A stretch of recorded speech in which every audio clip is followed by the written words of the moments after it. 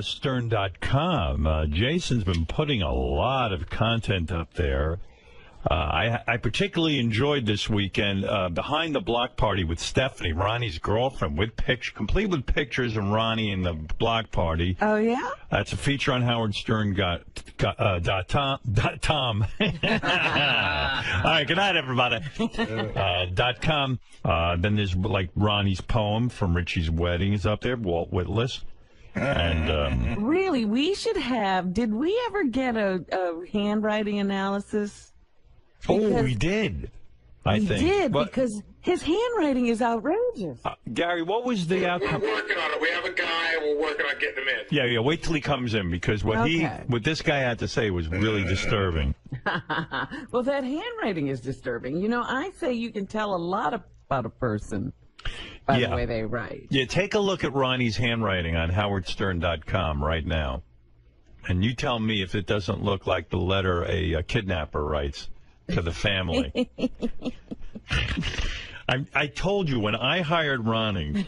Ronnie writes like a kidnapper. Oh, I said, yeah. I said, Ronnie. I get this. Ronnie had driven me to Hartford. He wasn't I didn't have a regular driver. You know, back in those days, no one was looking to drive me, and nor was any radio company willing to pay me to do that. Anyway, he gave me a ride to Hartford. I was doing a TV show. Look at that fucking handwriting. It's scary. Yeah. All right. I was doing this TV show where it was a stand-up comedy special where I was the host. It was in Hartford. And he drove me from New York to Hartford. And afterwards I go, hey, he's a pretty good dude, this Ronnie. I liked him. And NBC decided to give me a driver and a car. And so, or was it a K-Rock? I don't even remember. Was that K-Rock or NBC? No, he was still in NBC. NBC, right. Yeah. He got fired right after that. Right. Oh. And so, you know, when I got the go-ahead to have a driver. You remember this guy? No. I must have, I don't know, but Ronnie had written me a note to my home. He dropped it off at my home. No, I didn't. Where did he come into? Don's office. Oh, he did? Yeah. And here's what happened. No, you wrote me some kind of note at home that said, you know, basically, hey, I love driving you or something. No, one of those things. No, what happened was the first part of it that happened when we spent the whole day together. Right. And we wound up in that guy's house, remember? Because it was supposed to be, he was supposed to do this thing. Oh, yeah. It was a hurry up and wait thing like everything else. Yeah, we had to wait at some guy's house. I do remember that. Some general manager at a radio station. Yeah. And it was me, you, and Fred. And Fred's, you know, we got to talking a lot. Me and Fred. Oh, yeah, Fred was there, too. I think it was it the TV station guy? Yeah, it was the guy who owned the television station. Yeah. We wound up at his house, sitting in his living room. Yeah, in the woods. I remember that. It was a kind of a cool cabin-looking thing. Yeah, so I spent a lot of time with Fred also, talking to him, you know, and I just gave two loons. Yeah, and I gave him finding each other. I gave him my business card, and I said, you know, hey, if anything ever comes up, give me a call. Yeah, but there was some note that you wrote. I wrote a letter to you, saying that I had been with you, and I said it was great, you know, and if you ever need service in the future. Well, this letter. Oh, stop it. It wasn't written in crayon. Well, this letter was written in the same handwriting that Ronnie. You look on _HowardStern.com at Ronnie's poem. Listen. You ever want to see the Lindbergh baby again? Dude, I have a really shit handwriting, okay? I mean, at first I thought, okay, someone's taking my kid, and they're holding him for ransom. Oh, stop it! All right, how much do they want? Yeah, right. Put $50,000 in a bag under the bench by the number. Listen, I brought two of your kids home from the hospital. I know you did. I didn't kidnap anybody. I know. Calm down. You're not even understanding the joke. I understand exactly what you're saying. I'm not saying you are a kidnapper. Yeah. I'm saying. Okay. Okay. Well. I'm looking at this thing, and I remember saying to my agent, I go, listen, the guy, you know, he seemed like a nice guy, but look at his fucking handwriting. And my agent looked at me and goes, I don't think you can hire this guy. I said, maybe he got out of jail. I don't know if he went to school. Or, I mean, it's like the block lettering of a fifth grader. Not even. And it changes sizes and runs. Yeah, It's very, very strange. Can you make it? Hey, Gary, even that handwriting guy, what was he saying? Because I know it was sort of a preliminary discussion, but.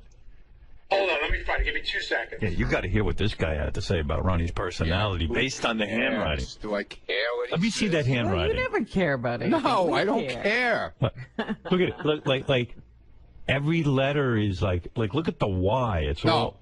I wrote it big like that, and here's the reason, okay? But why'd you write my letter big like that? I didn't write it like that. You kind of did. No, I didn't. I'm telling you. No, I wrote the letter different? in regular letters, but it was printed because I have the worst fucking script handwriting there ever is. Me and my mother have the worst, had the worst handwriting ever. Well, anyway. Like it's in the family. Yeah, exactly. It's inherited. Yeah. You can't change it. So anyway, I look at this thing and I said to my agent, there's no fucking way we can hire this guy. He's obviously either deranged or unstable. Stop it. I'm telling you, this was the discussion, I swear on my life. Yeah. I was nervous hiring a guy with handwriting like this. Oh, here's what the expert said. I do handwriting analysis. I see many red flags in Ronnie's handwritten wedding poem. The biggest flag is in the heading. The shape of the letter Y, yes, in the word by, has what is called a felon's claw. Because the lower part of the Y has a claw-like shape. People that make a felon's claw will pretend to have your best interests at heart, but will eventually stab you in the back. Yeah, okay. Wow. As soon as someone treats them nicely, they turn on them by doing something detestable. The last person I knew that used a felon's claw was my sister's ex-boyfriend. He ended up emptying a gun into his new girlfriend, killing her in front of her 17-year-old daughter. Wow. There are many other red flags with the sizing, spacing, margins, and pressure of his handwriting. Yeah, look how hard he presses down. Yeah. Press it down. It's a magic marker. He writes angry. Yeah. Howard, be careful. I write angry. Yeah, okay. It's only a matter of time before Ronnie turns on you in a dangerous way. Yeah, well, There I you guess. go. Yeah. Guy's an expert. 26 years, man. I guess I better. You better watch out. You are nuts. I should have shot you a long time ago. You're overdue. Well, Yeah, Today you're way overdue, man. well, anyway, so my agent had a talk with Ronnie on the phone. He says, the guy's got a reasonable price because a lot of people are trying to milk me because they thought I had a ton of dough. No, well, he actually called me into his office. Yeah, that's what it was. Yeah. So, you know. He wanted to look you over. Yeah. I looked at everybody's pricing and I said, you know what? Money rules over crazy. I'm going to go with the guy who's reasonably priced. And that's how Ronnie got his job. There you go. All right. Thank you, Ron. Governor Ronnie. What is it? Whatever your name is. Gary, there's one other thing going on with Ronnie Yeah. that Jason brought to my attention. He wanted me to talk about. So you know the guys are doing a show. Will and Jason do a show called The Back Office Show. Yeah. So they did the show last week, and I guess one of their segments is the overlooked news story of the week. Right. And the overlooked news story of the week was that Ronnie's girlfriend wants to get married, and she's got a plan and even a date. So I guess both Ronnie and her called into the show, but Ronnie says... No, she didn't call it. I called. You called it. Yeah. Ronnie says he's not getting married. Every kind of conversation we've ever had, you told me she doesn't want to get married. No, here's what happened, okay? Go ahead, dude. She was drunk, okay? Yeah, right. And... That's the only way you could want to marry Ronnie. Exactly. First of all, I love her to death. Let's get that straight. She's great, and Right. we're having a great So if time. you love her, give her what she wants. And we're traveling, Even and we're having fun, and it's awesome. So she caught the bouquet at the wedding. Right. When Rachel threw the bouquet. Right. So, of course, Lieberman goes over to interview her after she catches the bouquet, but he's so drunk. He can't even. That's when JD had to take Had to over do the interview, yeah. Okay. So she said she was planning this big party in May, this coming May. Right. And that's for her birthday. Right. So I'm helping her do it. But it's not a wedding, it's her birthday party. Yeah. Well, dude, look at it this way. But what she wanted as a gift... No, she's never... Listen, we've talked about this numerous times. But she wants to get married. No. She doesn't. Dude, she said it. Even if she was drunk, she said she wants to. All right. What is it, Jason? But we talked about it, and it's not happening. She knows that. Why not, though? Because I'm not ready for anything like that. I don't know. Maybe. When are you going to be ready? Never. Dude, you don't have that many years left. Listen, I know. Whatever. That's what I keep trying to tell her. But why not marry her just I to keep protect trying to her? tell her that. But what about to protect her financially? In other words, so that she feels like she's your Well, wife and she can, Well, you I know. could do that anyway without getting married. Yeah? You know, How do you do that? with a will. Yeah, but you know that shit's... Well, no, who's going to contest your will? You got to write it in My crayon. millions of dollars, you know. Not millions, but also like if there's any sort of benefit or any Right. kind of like your home or something, you know, then it would be guaranteed to But her. even in the case that, God forbid, Ronnie gets sick, Right. she couldn't go visit him in intensive care. Would you want to visit Ronnie in intensive care? No, but you know. But that's true. If you're really in love with her. Something to think about. Yeah, I know. You won't make an honest woman out of her? I don't know. I mean, she's certainly proven she's Not right devoted. now. How many years you been with her now? Over 5. Wow. All right. We'll see. You know, he is the catch of the century. I've seen these women throw themselves at Ronnie. No, I mean, he is a century. Yeah. Yeah, okay, Robin. No, he's the catch. You're not far behind. He's You're not far behind. Got that right. She's catching up to me real quick. Right. I'll never catch her. She'll never give up to Dickie. Yeah. Got that right. Right. Well, all right, Ronnie. right. A lot of controversy swirling around that. No controversy. Right. I called in and I explained the whole situation to I would love to Jason. hear that. I like Jason's show. It was pretty cool, actually. That's what I heard good things about it. A lot of people like a lot it. of cool shit, man. That you. Are you, someone told me a rumor you're writing another poem? Yeah. I'm working. I worked on it over the weekend. Yeah, what's this one What's about? the new Dude, inspiration? it's. I don't have a real title for it yet. I'm trying to figure it out. It's about. It's kind of like the show in the hallway type thing. Yeah. What goes on out there in the hall. Would you ever publish a book of your poetry? Yeah, in crayon. In It's Ronnie's gotta handwriting. be in his hand. Yeah, I'm working on it. They I tell you. actually, I'd buy that. Fred asked me to work on another poem. You know, It is autumn. he took. Well, I'm not doing autumn. Oh, sorry. He already wrote Winter. It's about the. But he's got 3 other seasons. It's kind of about the show. Ooh. Oh, good. Yeah. I like when you write about the show. Yeah. All right, Ron, thank you. There he is, Ronnie, the limo driver. He says no marriage for him. Not right now, anyway. This is crazy. Oh, the They're all paparazzi. over the place here. They're everywhere. Yes. So Gilbert, you've got the new book, Oh, yes. you're on the air.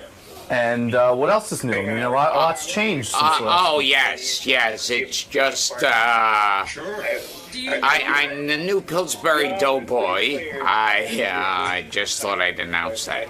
Wow, you are ever evolving. Yes, it's just, insane.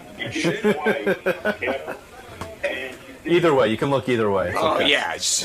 I appreciate you dividing the time. Yes. All right. This way, if you put them together and put in your glasses, it's 3D. 3D on the cheap. Yes. Okay, sir. I'll let you go talk to Howard. Okay. Thank you. Thank you. Gilbert Gottfried wrote a book. It's weird because he was bragging to Will in the pre-interview. We actually pre-interviewed him about his book. Yeah? We've never had a book before. We have a book, and it's a weird book. Gilbert claims he wrote it himself, and then he told Gary in the green room he had a ghostwriter. So we don't know what he had. No one knows what he did. Make up your mind. Yeah. Which was it? Well, I would write, and then I'd send it in, and It was then a combined effort. They'd start looking at it and going, We have to put this in some kind of shape. yes, yeah. Because you didn't graduate. You didn't even graduate high school, so That's you're right. you're probably Yeah. not a great writer. Yeah. Right. Did you type it or did you write it longhand? Oh, I was writing it longhand, and then they'd have to decipher it, and then say, okay, this is going on too long. This isn't long enough. It's a strange book. I have a lot of notes about the book because we've known Gilbert for a long time, and of course, what is this book? What is the name of this book? The book is Rubber Balls and Liquor. Okay. Rubber balls, in other words, a play on words where you rub her balls. Rub her balls. Which girls but don't have balls. Right. Rub her balls and liquor. How do you explain the title even? Rubber balls and liquor. Yeah, that's from a kid's joke. Like a Jackie Martling joke. Yeah. Yes. A few people said, where'd you get the title Jackie Martling? Right. And they said, well, it's how the old kids joke goes is you ask someone to say rubber balls and liquor to everything you say, and you go, so I had breakfast today. Rubber balls and liquor. I had lunch. Rubber balls and liquor. What are you going to do with your girlfriend tonight? Rubber balls and liquor. Yeah. And that's the joke? And that's the... and that inspired you? Yeah, for a kid. Did you like that joke when you were young? Is that the joke that you your loved? First joke? Well, back then you thought, oh, this is really risque stuff. Listen, I defended you. First of all, I'll tell you. Did you really? I am mentioned in this book. There's one short story about me. I mean, if anyone's been better to this guy than me, I don't know who it is. I even defended him during that dopey Affleck duck thing. Well, that's true. You did say they shouldn't have hired him in the first place. Well, I said that. I said, who would be nuts to hire this guy? He makes the N-word, everything. He's offensive all the time. Nobody is more offensive than Gilbert, and then they're shocked when he makes a couple of Japanese jokes during a tsunami. I mean, it's insane, isn't it? Yeah, although I still can't really talk about the... because you got to pay out. Yes, so I still have to... I see. So you can't disparage the Affleck company. So basically, I'm like the head of General Motors coming on a show going, let's not talk about cars. It's incredible. I know that you must be broken up inside because I know it was several $100,000 a year for just one day's work it was to record the Affleck commercials and say Affleck. It was a day's work, right? Oh, yeah. Not even. I mean, when I say work, you got in front of a microphone and you went, Affleck. Oh, yeah. And then the creative director would say to you, Gilbert, can you give me a little more passion when you say Affleck? And then you'd go, act Affleck. like you're scared. Yeah, act like you're the duck and you're scared. I mean, it was probably the easiest money you ever made in your life, right? Oh, sure. And I know you love money. Yeah. Me? Yeah. Where did you get this from? I mean, it must be driving you crazy that your kids are getting older and you've got to pay for school. And just that I have kids. Right. It's driving me crazy. I know. And then Gary's in the green room with Gilbert. He says, how old are the kids now? Gilbert goes, yes, I always have a problem with this. I had to think about it. And then he goes, the girl is for... He doesn't even know her name. Yeah. I don't even say daughter or son. I still say the girl, the girl, boy. And the boy is... Are you not proud of being a father? Or I guess. I'm still like waking up in a twilight zone. It's hard for you because you do have a difficult time connecting with people. I know this about you in real life. Oh, yes. So it must be weird. Like, your wife's so normal and everything, and then, like, you are so disconnected. Does she have to yell at you all day and say, Gilbert, no, you have to go and take care of the kids now? Yeah. Yeah, because otherwise you would ignore them. Yeah, well, I still wonder if Gilbert can be left alone with the children. Yeah. Yeah, they'd be like, they'd find them like starved to death somewhere, and they go, and do you forget them? And you're going, oh, I didn't know they had to be fed. Do your kids drive you crazy? I mean, is it so hard for you to stay connected and like go, I want to do something for them, or I want to help them, or... I still think, I don't know these guys who say they, it's such a great... I think it's a better experience for women. Like, guys... you can enjoy it up to a point, and then you want to watch TV. Right. Yeah. But do you give them affection? Do you hold them? Yeah. Hug them? Up to a point. Will you kiss them?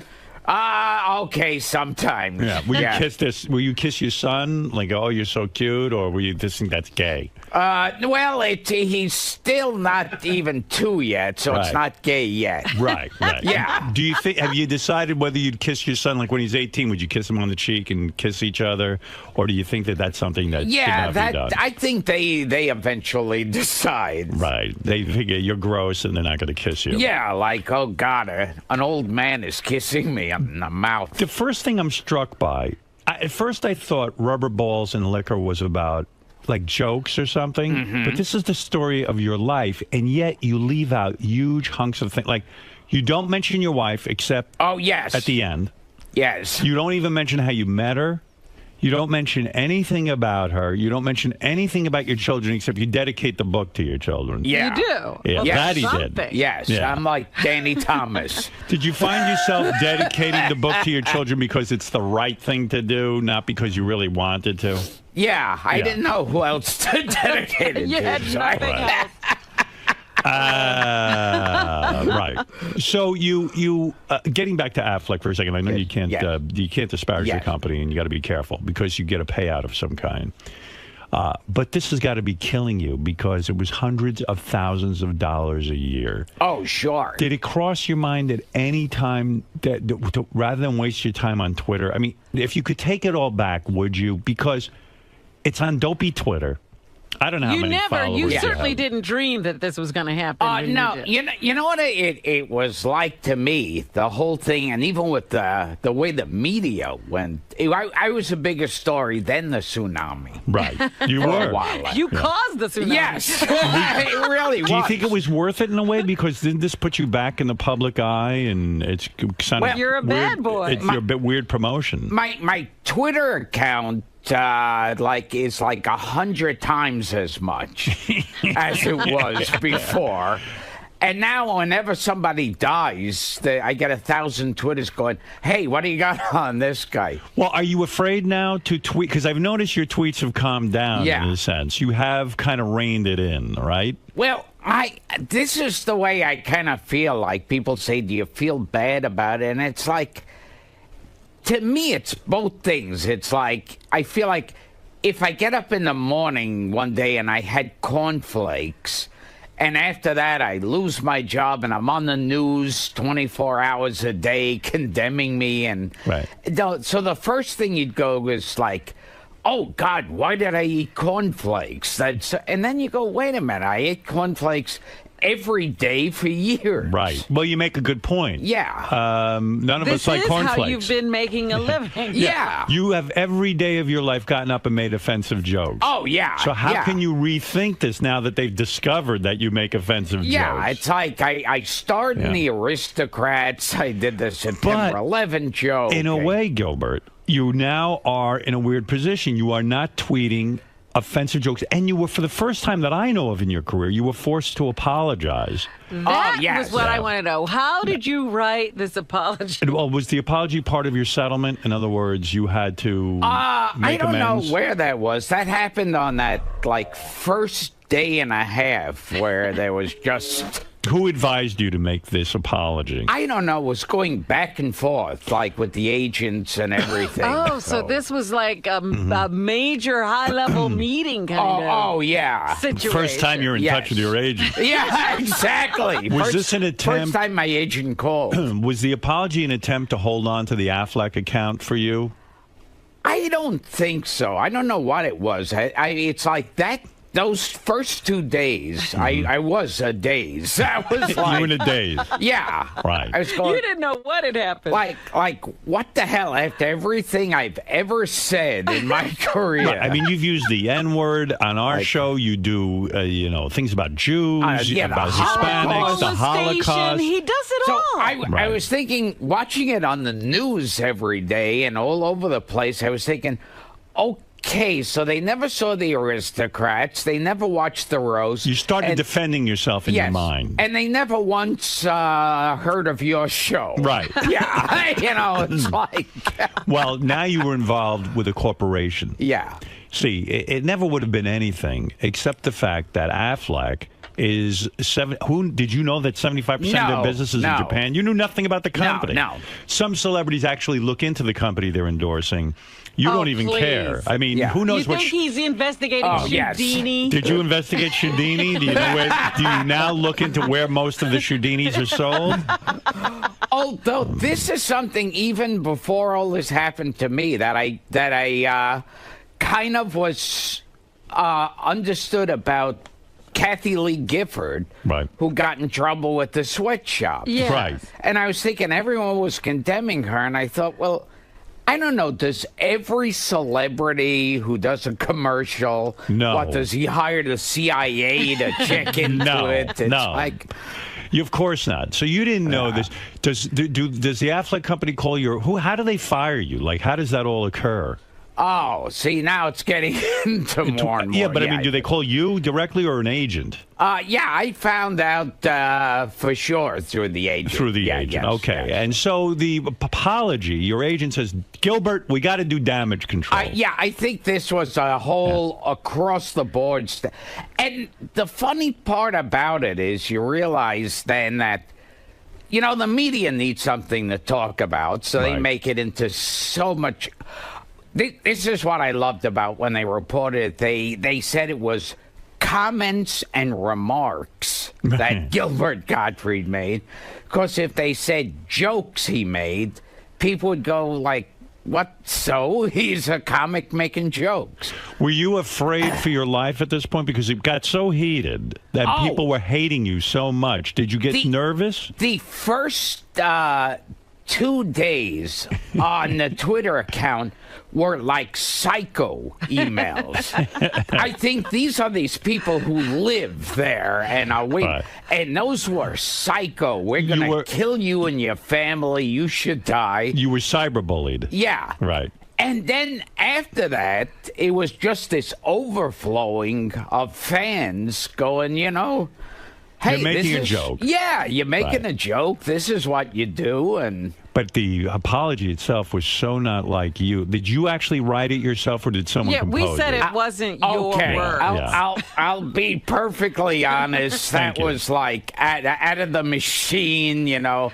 Apology 176. Okay. Here it is. I sincerely apologize to anyone who was offended by my attempt at humor regarding the tragedy in Japan. Yes, it was. I meant no disrespect, and my thoughts are with the victims and their families. Were your thoughts really with the victims and their families? Anything about this that is true? All right. Don't people know your thoughts are only on you and how to save money? Well, it's kind of like when Mike Tyson has an apology or something released to the press. Right. And it's so eloquent. Have you made a tsunami joke since? Now that, I mean, you are fired from Affleck, you might as well. Yeah, I made a couple. You did. You're still doing it. A couple of other. Right. So your thoughts are no longer with the family? I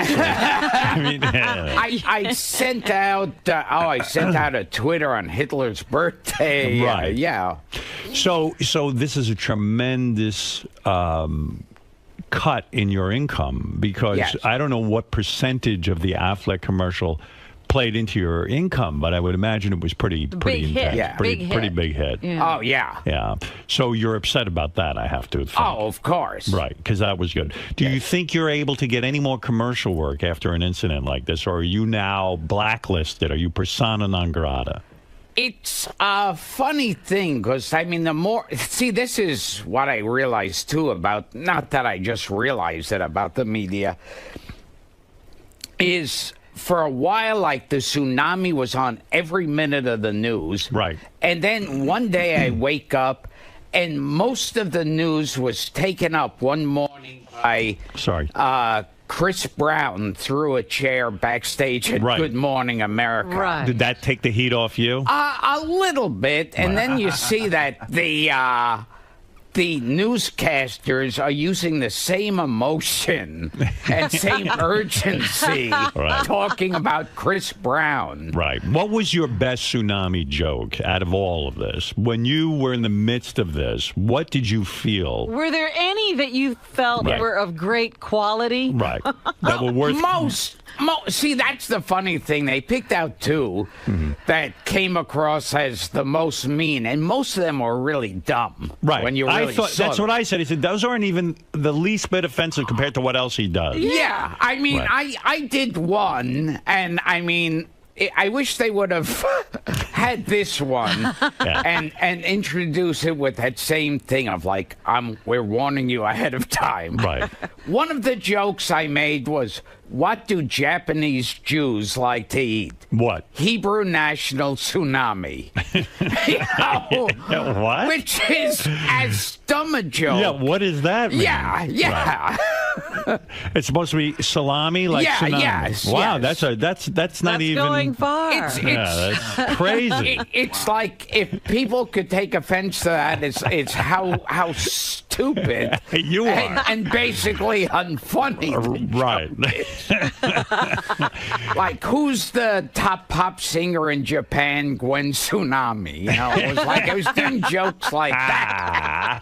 So, Why waste your good material on Twitter? Yeah, why use Right. my A stuff? The other impression I get is that while you're on Twitter, like someone said to me, do you know Gilbert follows all the people from our show, even the interns and all that? And I go, don't you realize Gilbert doesn't work the Twitter? He has some guy who you call him up and go, here's a joke, put this up. And 99, I have about like 50 Howard Sterns and 60 Robins. Following you. Yeah, so it's unbelievable. Yeah. Well, so the Twitter is good for you for business, and yet the Twitter is the thing that really got you in trouble. Oh, it's a scary time period. Do you think this is the first time? Yes. Do you think this is the first time someone actually got fired for tweeting? No, a few. I've been watching this now. Like, one guy, he was in Detroit, and he was stuck in traffic or something, and he was doing stuff on his Twitter. Right.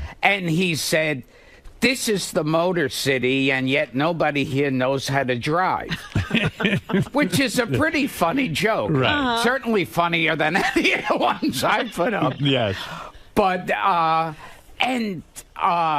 I think Chrysler started suing his company, and he immediately was fired. Oh, my God. Wow. And then there was some teacher who was like, she didn't even put her name down. She just was complaining about her job, like loud kids, and she got fired. They found out. That's Twitter's dangerous. Oh, It is scary, isn't it? And one guy was at an airport, and he started complaining about the airline because they had delays, and he was there for a few hours. He got fired. It's a weird time period. But you know what, Howard? You had started to go down this road. You didn't lose other commercial work that you had. No, it didn't not spread. the Houdini account. And you're still the parrot for Disney, right? Oh, yes. Yeah, they had no problem with your jokes. And the funny thing, too, is the people who really blew it up in the beginning and were the most offended, most shocked, most outraged were first TMZ. Right. Yes. And then Perez Hilton. Yeah, he got upset. Stop. Yeah, he draws penises on little kids. faces. Yeah, right. At times I've had Perez on, and I said to him there was a point where he was relentlessly making fun of Bruce Willis and Demi Moore's kid. Oh yeah. Or it was Ben Stiller's kid or somebody's Adam kid. Sandler's kid. Yeah. That's who it was. And I said to him, "Gee, what'd the kid do?" I mean, and he's since rethought all of that, and he has grown, I guess, as a person. And so, I mean, so for him to be outraged. For him and TMZ, the bastion of good taste. And he'll draw, like, cum stains on someone's mouth and say that this guy's gay, and it's like, oh, you're the arbiter of good taste. Yeah, So- but you offended him. Yes, yes. Ultimately, though, if you could take it all back, Yeah. would you? Because you'd want the money from the Affleck commercial, right? I mean, you would take it all back if you could. If you could go back in a time machine and say, hey, but you make it. You make a really good point. How could you ever go back in time and take? This is something how you make your living every day. You're offensive. Oh yeah, it's like I said. I said that before about the cornflakes. Did you get so nervous during this that was there a certain point? Because when it's really bad, now you can look back on and go, you know what, I survived it. Yes. But were you starting to get neurotically crazy, like locking the doors, like, oh my God, I'm giving up show business? It was the worst I ever saw you was when you got ill. Oh yes. And you were going to give up show business, and that was no bullshit. And then a day later, you were back on stage. Yeah, yes. And so did you get to the point like, that's it, I've had it? I mean, the real Gilbert. I was definitely going around the days for about 2 days there when I got because the first people to call you are the psycho Twitterers and but not only the Twitterers, but even the agents are so concerned, and the people, and your wife was probably concerned, and everyone's like, oh my God, oh my God. And I became one of those people where I'd look out my window and there were cars parked. Right. With like reporters and stuff, and I'd go, oh no. Yeah. They would jump out of cars with camera crews, or they'd be hiding in like doorways and they'd run out. Wow. What was the kookiest thought you had during it? Like, I can imagine at some point you went, maybe I should go volunteer in Japan, like actually fly over. You know, like, did you go over and pick up some debris. Did you get to the point where you said, that's it, I'm leaving show business because I've got enough money, I can't take it anymore? I didn't think I was going to leave show business at that point. I thought show business had already left. You thought your career was gone. Yeah. And also, I remember the first time I stepped out of my house, I thought, it's going to be like a Frankenstein movie, you know, with pitchforks. They're going to chase you out of town. Yeah. And then you realize the average person has a life. Right, and they don't really care all that much. Yeah, they come up, they still want their picture taken with you, still want to... We should have said we couldn't have Gilbert on anymore. Yeah. That would have been. That would have been really good. You should have banned him from the show. I was shocked to. I was actually shocked to read in Rubber Balls and Liquor. Yes. Because sometimes, you know, I'm shocked that. I mean, I was kind of anxious to hear about your parents. Because when I saw you in the hospital with your mother, I knew something weird was up, and you know, your sister was there, and I don't know much about your father. I mean, you do say in Rubber Balls and Liquor that your father, I didn't know this, was a hardware store guy. Yeah, and he could fix anything. And then when times were really bad, you weren't rich people, that your father would sell airplane glue to kids because he knew they like to get high off You're it. kidding. No, he had like one of these stores that nothing got sold in this. Right. I mean, it was in the middle of nowhere. There was no reason for a lock Where on the was door. It was in Coney Island, but in like a side area there. No foot traffic whatsoever. Yeah, not near the cyclone or anything. He was not a great businessman. No. And one day, you know, people started sniffing glue around that time, so they passed a law that was a really dumb law, that you could only sell glue to kids if they bought a model kit. Right, I remember this. Yes, because that was somehow saying that, well, they're gluing a model with it. Right. And he had like one airplane model that was there collecting dust for all those years. Right. And they would buy that. Drug addicts are coming in to buy model planes. Yes, they would buy a model plane. And then he would like count to 5 and walk around the corner, walk around the side of the store where there was a garbage can, reach in, and there would be the unopened kit, and he'd bring it back in the store, dust it off, and sell it. Oh, my goodness. I think he sold it like about for a couple of years there, the same kit. Do you think that's why you're so afraid of losing money and spending money? Because you saw your father actually grabbing the modeling kits? Yeah, he made quite a profit. But there was nothing really revealing, though. We don't learn about your relationship with your mother and all of that, do we? You're never gonna open up about that. Somebody said to me who read the book, who knows me, they said, there were parts in the book where it looked like it was getting touching and starting to reveal something and a little warm. And then it would quickly turn to like childish and immature and obscene. Yeah, it's so frustrating with you. I want the real Gilbert. I want to know everything. Well, there are some. Get inside. But there are revealing moments in the book. The guy said it's like talking to you in person. Right. Well, you know what? I thought Gilbert would at least get emotional about me somewhere in the book. So I'm only mentioned in one paragraph. Yeah. And it's interesting because it's Gilbert's take on what happened at the hospital. And it's ridiculous. Let me hear this. I mean, first of all, I will tell you, when I went to see Gilbert in the hospital, it was out of true compassion. Absolutely. I said, no one's visiting. No one cares about him. No one's visiting him. I mean, he had nothing. You actually recruited others to visit him. Oh, yes. And I said, this guy is at least going to be emotional in the book about that. He goes, I couldn't get the orderlies in. Howard Stern, the king of all media, came to visit. He didn't want to be noticed coming in and out of the hospital, so he put on sunglasses and a baseball cap, which even in the middle of my pain and suffering struck me as the stupidest fucking thing I've ever seen. After all, he is a ridiculously tall person with a ridiculously wild head of hair. So it's not like a pair of sunglasses and a baseball cap are much of a disguise. At 8 feet tall with that great big nose, it looked like the number 7 was visiting me. But I recognized Howard right away. It helped. I guess that I knew he'd be coming because Robin Quivers had visited a day or two before, and they needed something new to talk about on the air. This way, at least, they could compare notes and fill a couple of segments. I mean, it was pathetic. Gilbert was worried about the papers finding out that he was in the hospital so long. Not one paper even wrote a fucking thing. Right. Remember, the first call we got was don't say anything. And then the second call we got was a couple of months later. Said, can someone please mention that I'm in the hospital? And I mean, come on. I remember I was so proud. It was such a victory. Years later, like the Post wrote, The Curse of Saturday Night Live, one of those real dopey articles. And one was, Gilbert Gottfried hovered near death. So I thought, see, I made it. I don't think Howard particularly wanted to be at the hospital. He didn't say much and he didn't stay long. I stayed forever. It felt like years. Didn't speak. No.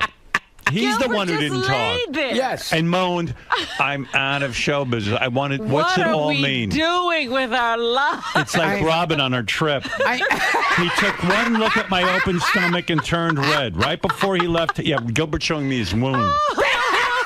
Right before he left, Gilbert, all they did was an appendectomy, and they couldn't close the wound. He's so unhealthy. Oh, God. And I have to see that. Right before he left, Howard asked if there was anything he could bring me. My eyes filled up with tears, the way they do whenever I think about receiving some free shit. I ran through a long list of things I could use, and I kept updating that list from week to week until finally Howard just sent me a $2 pair of slippers and called it quits. He never again made the mistake of asking me if I needed anything. And that is my mention in the book. Absolutely true. That's Absolutely true, though. But you do mention a couple of things that I'm interested in. I got to ask you about, because I didn't know this about you. First of all, you described that you one night did actually pick up a stripper at a strip club and bring her home to your apartment. Yes. That was amazing. And that you fucked her and you came so fast. And you're so odd that the next night when you called her to come back, she wouldn't even pick up the phone. Yes.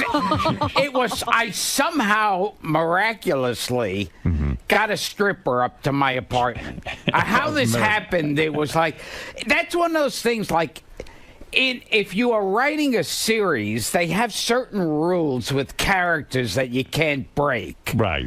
You know, like if 𝗫𝗏𝗏 did a ballet, you couldn't use it. He would never do it. And this is something that would never work. And so I went up, and this was a stripper I'd seen naked before. Right. So, right. And were you at the club when you picked her up? Well, we were at the club, and then it was at some event I got hired for. Was she impressed that you were the comic at the event, so therefore you were able to show her you were famous? I guess so, yeah. Because that doesn't work for you normally, right? No. I was hosting this thing. Like, you're so gross, fame doesn't even help you get laid. Wow, okay. You're so disgusting. I mean, because any famous guy can get laid. I could be at the Academy Awards. Right, winning. So somehow this stripper went for you. Yeah, somehow we met for like lunch or something, and then got her up to my apartment, and I'm on the couch with her, and we start making out, which I'm going out of my mind. Are you the guy who slams his tongue down a girl's throat right away? Yeah. Yes. Like you don't even have any couth. No build up. Yeah, not that light kissing stuff. You're like, like you're not really good at it. It's like the Roto-Rooter. Right. It's like, you don't have any compunction to sort of, I'll win her over with my great kissing, soft light kisses. Nothing. I've got her here. I've got to do this now. Right. where I put on romantic music and the bar turns around. Did the stripper say to you like, oh, can you just not put your tongue? Yeah. So I was on the couch with her, we're making out, and I'm thinking all the time, going, oh my God, I can't believe I'm making out with this girl, this stripper. Was she really good looking? Yeah, she was really hot looking. Yeah. And then the clothes start coming off, and she's wearing this like Victoria's Secret type underwear. Wow, so she was prepared. Oh yeah, it was like, and then I was totally. And are you like, I'll get as much as I can before she comes to her senses? Yes. This is going to end at any moment. Let me get as much as I can. So you were probably hard as a rock. I mean, she looked good. Yes. Yeah. And do you get naked as well? yes. Yeah. Like you don't leave a shirt on? Are you trying to hide your scar from your operation? I think this was before. Pre or post? Yes. Right. So I heard, if I could do one sidetrack, I heard a story that Marilyn Monroe every now and then would pick up like just guys off the street, like elevator operators and cab drivers and stuff. And they would start making out with her, and when it was time to actually fuck her, they would get a look on their face like, oh my God, I'm about to fuck Marilyn Monroe, and they'd lose their heart on because they were under. But in my case, it was the opposite. Right. I get into bed with her, and she's totally naked, and she's got one of these stripper asses that is like rock hard. Yeah. That's like, it looks like a, like a bubble. It looks like a cartoon in Playboy. Or like half a soccer ball. It's like perfect. Yes. Yeah, perfect ass. Yeah. And so I remember I was getting ready to do her doggy style. Fascinating book. Yes. For you intellectuals out there. I can't believe you needed a writer to help you with this. So you're getting ready to fuck her. And there's her ass up in the air. That's just like perfection. Right. As is the rest of her. Mm-hmm. And if I say, I get my dick in, right, and if I say I lasted like a full 2.5 seconds, do you even use a rub? It was like boom. Yeah. Do you ever use a rubber? Or no, rubber. Yeah, I put on a rubber. Okay, yeah. But I put my dick in, and like I don't know if I even moved it once. I was know the feeling. I moved it in and then just like exploded. With other women, like with your wife, are you able to hold out a little bit? Yeah, like with other. I'd pay anything to see you fuck. Yeah. I should. That would be a sex tape that would sell. Oh my God. And I put my dick in. I think my dick was there half a second inside her, and boom. I've had the same thing happen a million times. Oh yeah, and she's doggy style, and she then looks over her shoulder. like looking at you like a gnat. Like shocked and horrified. Right. That's it? She's like, hey, maybe this guy doesn't look good, but maybe he can fuck. And like, oh, it's over. And she's like, just this horrified look. Like, did you apologize? She saw the Loch Ness Monster or something. And she goes, did you? And I'm there like in total ecstasy. Right. I'm there like, Yeah. Yeah. What about you? Nothing for you. Yeah. She could. I like. Did she get out of the apartment, or did Yeah. she let you do it? Why don't you just do it again? Like, why couldn't she say, "Hey, listen, you're so hot, I came." I think I was exhausted. You were drained. I think she could not believe how quick. So did she get dressed and leave? Like, Oh, yeah. You talk about a walk of shame. That's the walk of shame. Coming out of Gilbert Gottfried's apartment after he blew his load. And so you describe in the book that you called her the next day. Yeah, I say that like when she was leaving the place, I talked about seeing her again, and she gave me a look that says that like without saying anything says, I'm hot looking now, but in a year from now I'll be old and washed up, and I'll be found dead in the trunk or in the Hudson River, either by having my throat cut by my motorcycle boyfriend, or I'll be dead of AIDS, so I'll kill you in a second without thinking about it. But you did call her again. Yes, I did. And she what? Hung up? Yeah, there was like this silence on the phone. What do you say? Hi, this is Gilbert. Yes. And that was it. And I said, I thought it from the silence. I said she was giving me that look over the phone. The other thing I felt was amazing in the book, you talk about when you were on Saturday Night Live. Now, I didn't know this. Yes. You auditioned for Saturday Night Live, I guess in front of Lorne Michaels. Oh, it wasn't Lorne Michaels. This was Jean Doumanian. Jean Doumanian. And she sits there in an auditorium, but she was with Woody Allen. She was good friends with Woody Allen. Oh, yeah. And he watched your audition. Yeah, well, he watched, like, the tapes of all the auditions. They were like, it was like a full-day thing. Someone was there who I knew and saw this. And he's sitting there the whole time, thousands of comics going by, and he's staring stone-faced. Right. Not even, like, changing an expression or anything. And then finally mine comes on, and then he, like, sits up, and it looks like, oh, he's going to start, like, bursting out laughing. He discovered a new talent, Yeah. And he looks up, and he, like, points his finger, and he goes, is he a Navajo Indian?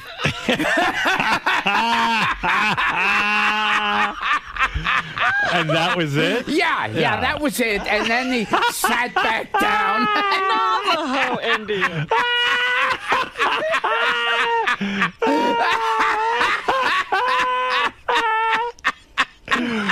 See, a Navajo Indian. Yes. What did you do in that audition for Saturday Night Live? Did you do your Groucho?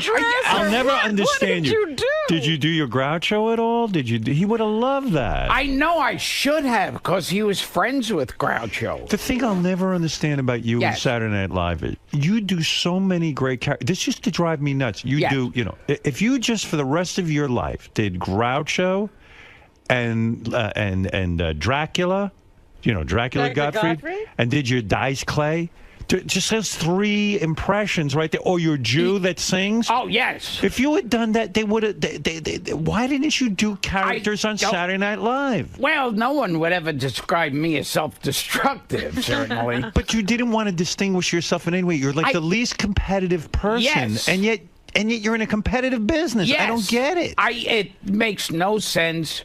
And the funny thing is, with my Groucho imitation, like, I remember first time I did it for Dick Cavett, his mouth hung open. It's the most fantastic thing ever. Jim Breuer, you know, describes the same thing. When he was on Saturday Night Live, he went up to one of the interns and just kind of kidding around started doing his Joe Pesci. He said he wouldn't do his impressions. And he goes, I'm not an impressionist, and I wouldn't do I'm a stand-up. I wouldn't do my impression. But I was kidding around with this kid. And then when he did Joe Pesci, they built the whole fucking Saturday Night Live around Yes, that was what he was known for. And you have even said... I should have. But of course. Yes. And you even say... well, I'm not going to do that for Saturday Night Live. I like to save it for my stand-up. I mean, you're on TV. Here's your moment. You know, what did you want to do for Saturday Night Live? What was your imagining that you were going to... I even say in the book, like, and it's true, I hated the writers hated me, and to show it, Why? there was one sketch they wrote that takes place at a funeral, and I was the body in the coffin. Why? But why didn't you, like, why did you even bother auditioning for Saturday Night Live?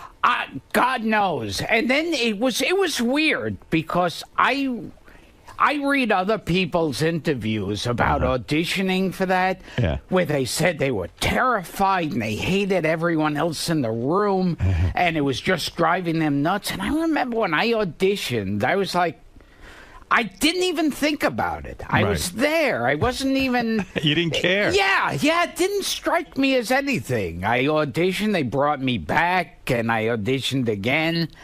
And then when they announced to me, oh, you got the part, it wasn't like... You weren't moved by it. Yeah. You didn't recognize the enormity of it, that this was where 𝗵𝗵𝗄𝗿𝗍's career was launched, where it was Bill Murray, Chevy Chase, Aykroyd, Eddie Murphy. You know, it wasn't Eddie Murphy at that point. Yeah. But I'm saying all of these great people had these...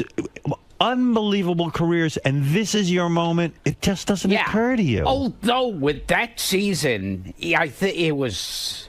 I remember that season, no one could believe like Saturday Night Live would continue without the original cast. Right. And that was like the big media thing. But if you did a sketch on there where you were old Groucho and one of the other people on there played 𝗦𝗵cie𝘄𝗿𝗍, it would have been the biggest thing ever.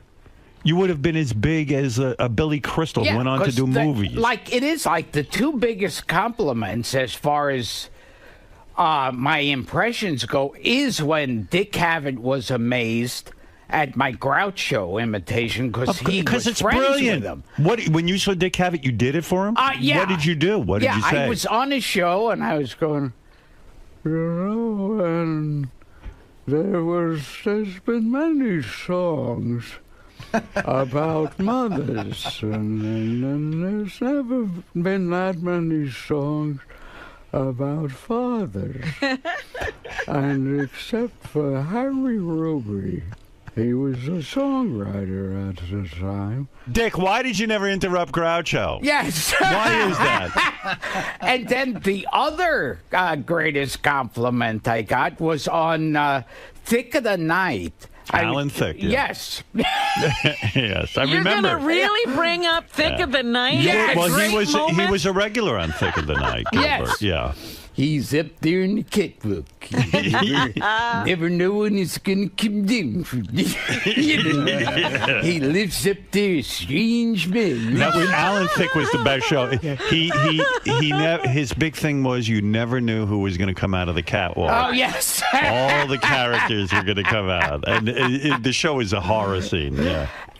But one time I was doing a bit, and I started improvising, and I did a Peter Lorre imitation. Right.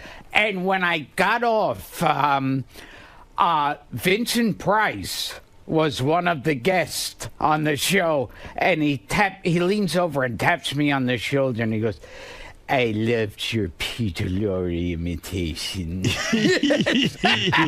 What was your Peter Lorre? What did you do on there? Oh, God. Yes, there's been a million different type. Peter Lorre seems like. But look at the impressions you do. If you had just walked into the writers' meeting and said, hey, by the way, I do old Groucho, I do Dracula. You walk in and they would have built entire bits around you. It's just, it actually drives me nuts that you don't understand this. I know. Years later, though, I did do Dracula for Son of the Beach. Yes, thank you. Yes. Well, I knew a good thing when I saw it. And a rabbi. Yes. But, you were a rabbi who gets bitten by Dracula, and you turn into Dracula, the Jewish Dracula. That was a great show. I don't know why it didn't take off. Did you, you have a life of not distinguishing yourself. You even write in the book when you quit high school, you walked away from it. You'd go to the library every day, sit there, and the school never noticed you quit. Yeah. Not one of your teachers realized you were gone. No one noticed I wasn't there. Wow. Does that give you this incredible, horrible self-opinion? Oh, of course. Yeah, you have you feel like a snail in life, right? Yes. As if you deserve nothing. Yes. Right. And also the fact that I leave school and I'm hanging out in the library. You figure if you leave school, you know, you're going to get stoned. You're going to watch porn films. You went to the library. Yeah. You don't go there. You had no one to hang out with. I might as well have been in school. And your parents, they weren't notified. Nobody cared. And then when they realized you left school, they were like, okay, so who cares? Yeah. I mean, nobody cared about you. Oh, yes. I mean, it's an incredible life. In fact, you talk about how you didn't distinguish yourself on Saturday Night Live in your new book, Rubber Balls and Liquor. What a name. What a distinguished title. Even what your an book, intellectual I am. Are you proud of well, I'll get to that in a second, but are you proud of the book? I mean, when people write a book, they go, wow, I'm really proud of it. Like, do you have it on your mantle? Do you have a mantle? Do you bother buying a shelf? Do you have a chair? Do you have the book somewhere special now that you hold it in your hands and look at it as an accomplishment? The funny thing is, I like the way it looks. I like the cover. I like the hot. They had a hot-looking model whose legs I sat between. I saw the day. cover, and I like that. And I like holding the book, how the book. Publishers Weekly liked it. Did you read the book? Did you actually, after you were done, go through it all, or you just couldn't even bear to read it? I was forced to read the book because it's like after you think it's completed and your homework, like the worst homework assignment of your life is writing this. So you got no joy out of it? No. And then it's like they go, okay, we got to check for any mistakes, anything you want to change. And I thought, I have to read this book again. I don't want to read other people's books. I sure as shit don't want to read mine. Isn't that a great quote for the back of the book? Yes. I don't want to read this book, Gilbert Gottfried. Yes. So do you expect anyone to buy the book, or are you just kind of like, I don't even care if they buy the book? I mean, you're so relaxed about all of this. Yeah. I was shocked because you got a part in Eddie Murphy's movie. Beverly Hills Cop 2. Eddie Murphy worked with you on Saturday Night Live. He spent an entire year of Saturday Night Live working with you. And when he showed up on the set of Beverly Hills Cop and saw you, he goes, don't I know you from somewhere? Oh, no. Is that true? That's in the book. Yes. But yet you say, I mean, imagine this guy worked with you for a year. This is how little you did on Saturday Night Live. I did something about a year or two ago. Was this video of Jack and the Beanstalk. Right. And on it were Christopher Lloyd, who, although I'd never met him before, the both of us were the lead voices for years in the Cyber Chase cartoon. So he had to have known he was working with Gilbert Gottfried. He had to have seen me on TV. And I couldn't wait to meet him, and how excited he'd be that we finally meet, because we're the two stars of Cyber Chase for like over 10 years. Right. And then the other person on the show was Katie Seagal, who was the wife on Marriage with Children, who I was literally pressed against in a life raft for an entire episode. All right. And when both of them walked in, I went over and I said hi, and they both looked at me like they had... A stranger. Yeah, like how did he get on the studio line? It's amazing. Was this your whole life that people just don't notice you? Oh, You're almost... You're so unimpressive. You're almost that they not don't here. know you. Is that why it bothered you when you were in the hospital and you were almost on death's door? That you knew that no one cared. Yeah. I mean, no one ever cares about... I mean, Eddie Murphy worked with you for a year and said, don't I know you from somewhere? I mean, it's incredible. I didn't know you had the job to be in the Dick Tracy movie, which at the time was a big movie. Oh, yes. You were going to be Mumbles, but at the last minute they went with Dustin Hoffman. Yeah, that would have been a huge break. This was one of those showbiz type stories. Yeah. Because it's like they were saying to me, oh, you're the only person we want for this. Right. You're the first choice when we were writing this part. We were picturing this is a Gilbert Gottfried role. Right. And then at the last second, my agent calls and says, oh, they're going with someone else. And I said, who are they going with? Because I was the only person they wanted. And he goes, Dustin Hoffman. And I think, so Was there ever a last-second thing? Oh, who are we going to get? Like this acting legend or Gilbert Gottfried? Did you meet with Warren Beatty? Who was the director? I met him. He was a fan for a short while. Right. And, he almost gave you the part. Dustin Hoffman said he would do it. Like I said in the book, the only way my name and Dustin Hoffman's name could ever be mentioned in the same breath is I've seen Gilbert Gottfried's acting, and he's no Dustin Hoffman. Are you actually touring around doing different appearances to promote the book? I'm going to be going on a tour, yeah. Are you going to be on The View, did someone say? Oh, yeah, that's today. That's today you're going to go do The View? Yes, that scares me. Oh, my God. Those yentas are going to they're going to yell at you for making Japanese jokes. I know. That's the agenda. You got to know that. They yell at him. They're going to yell at him. Whoopi defends Robin Williams. I mean, not Robin Williams. This is Gilbert. Mel Gibson. Whoopi ain't defending him. Whoopi defends Mel Gibson. He might be able to do something for her. Gilbert Gottfried's book, Rubber Balls and Liquor. See what I'm saying? Okay. Yes. Is in stores today. Gilbert, believe it or not, this is a rare opportunity. Will be signing copies of his book Thursday night at 7 o'clock. Now, usually you charge a lot of money for your signature. Oh, yes. In fact, you charge for everything. So you'll be there Thursday night at 7 at the Barnes & Noble in Union Square, Manhattan. And you will sign things for free, right? Yes. Right. Well, Your no, book. I'll sign it if they buy the book. Right. Because God knows, once they hear Gilbert Gottfried, it's a mob scene. Do you expect anyone to show up at this? Don't miss Gilbert tomorrow night at 7:30. If you go to the book signing... Yes. And no one is there. Yeah. I mean, it's a complete embarrassment. 3 people show up. Will you just get up and leave, or will you sit there for the full hour that you're committed to sitting there? Yeah. I think I'll probably pick up a book and hide my face behind it, like reading it. The worst book signing Gary describes is he was at some bookstore. I forget who it was. There was no one there. All the employees had to go on the line and pretend to be on the line. That can be really bad. I'm predicting that. Yeah. Whatever goes wrong will happen to you. So you'll be on The View. Yes. Why don't you refer to Sherry Shepherd as Star Jones the entire time? Really go out in a blaze of glory. Really give it to those yentas. What are you going to wear? Are you wearing this on the show? I guess so. Yeah, you don't wear a jacket ever. You don't get... Maybe, or maybe I'll wear a regular pair of slacks. Does your wife ever say to you, listen, before you leave... she was yelling at me today. Yeah, did she say to you, she's a gorgeous girl, did she ever say to you, Gilbert, put a suit on? I was throwing on my usual attire of a totally wrinkled, worn-out shirt. Right. And she said, no, you're not wearing that.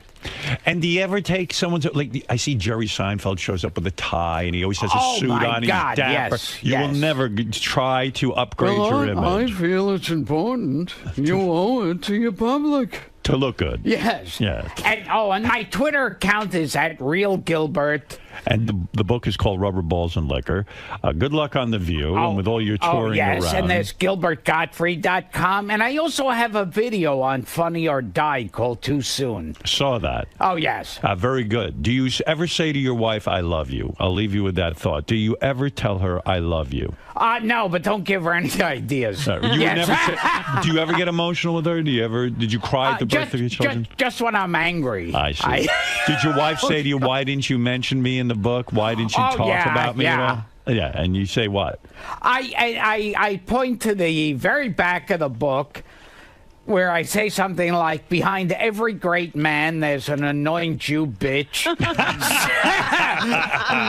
Say, get back to writing the book. The one story I didn't understand, there were 2 stories, actually, I wasn't sure about.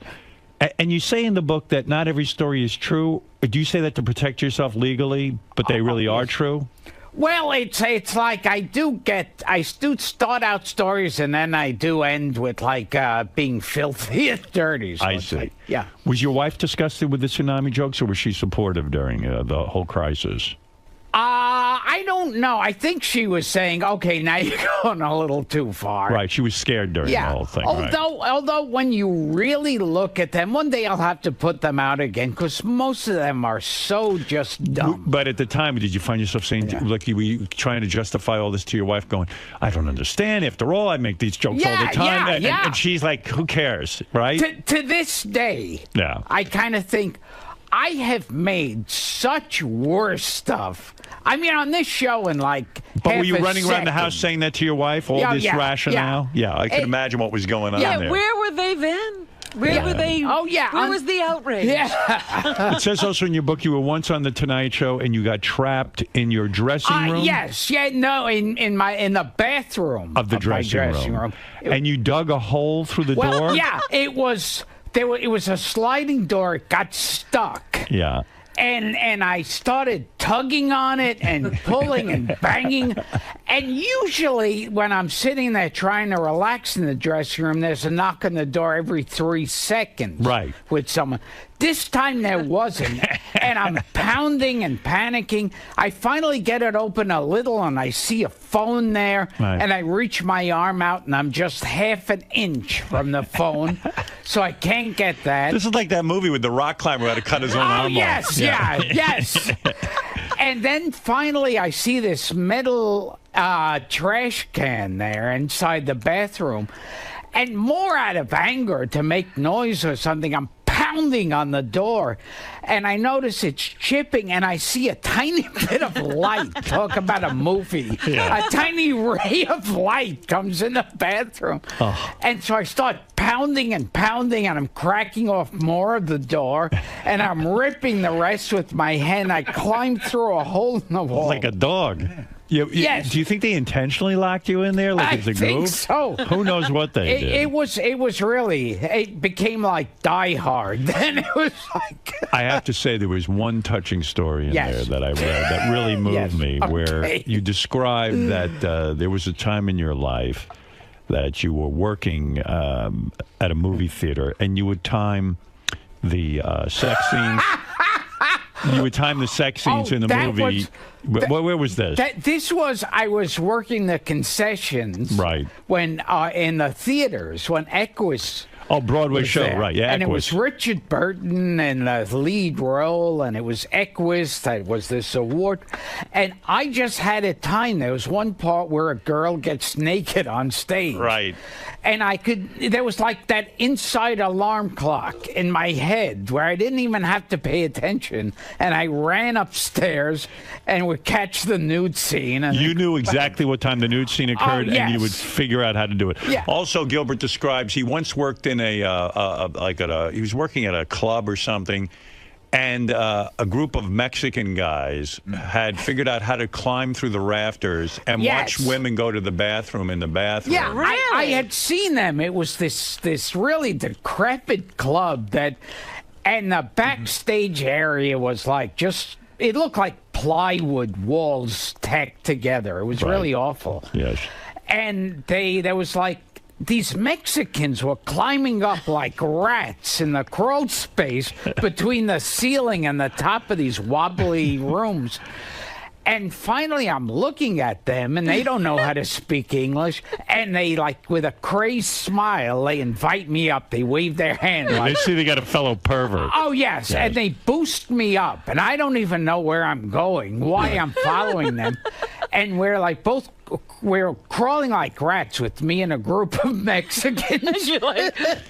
And they keep looking back and smiling at me with, as I say like this, smiling at me in Spanish. And then finally there's this area where they put cardboard down to be comfortable to lean down. And they had got a whole system. Yes. They had it all set up.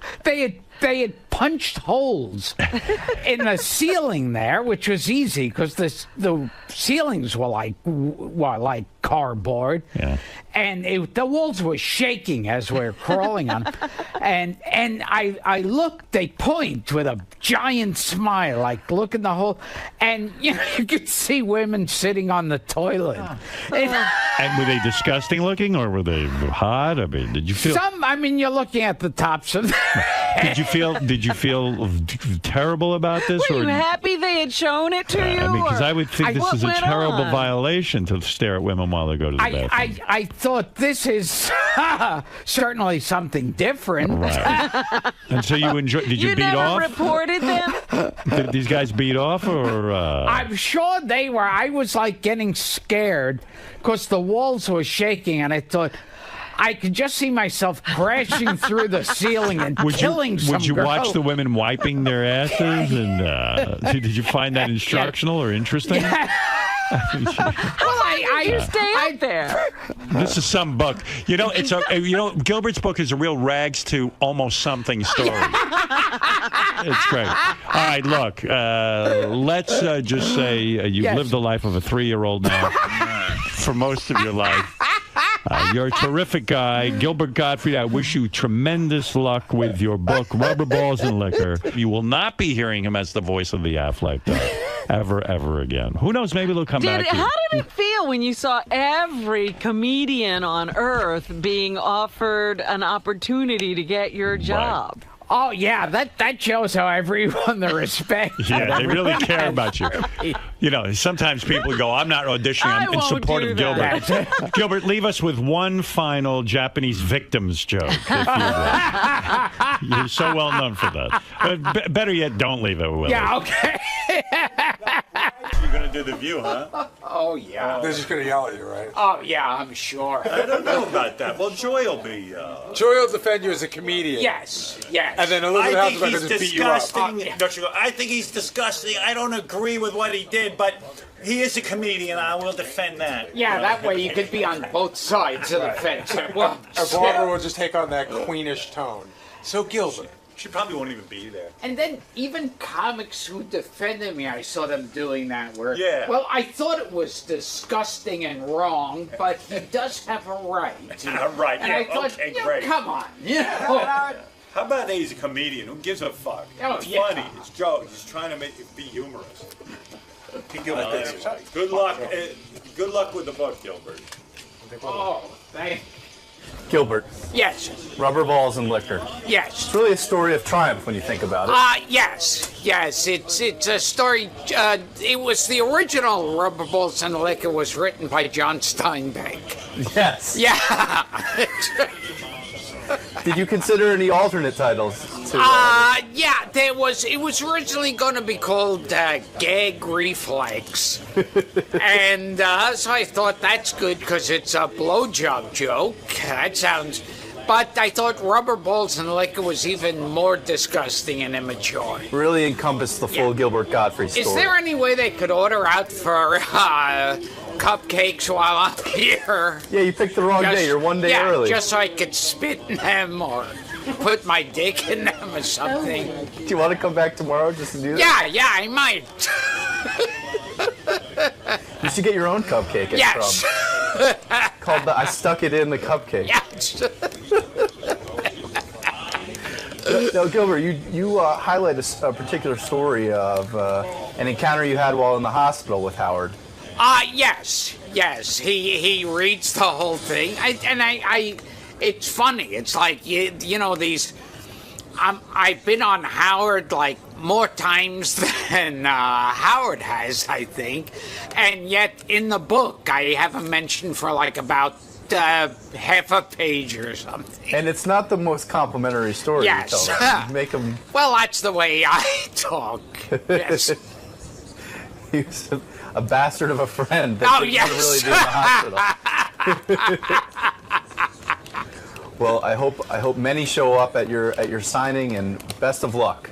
Yes, thank you. I hope this story of triumph continues. Yes, and I got a free bottle of water out of it.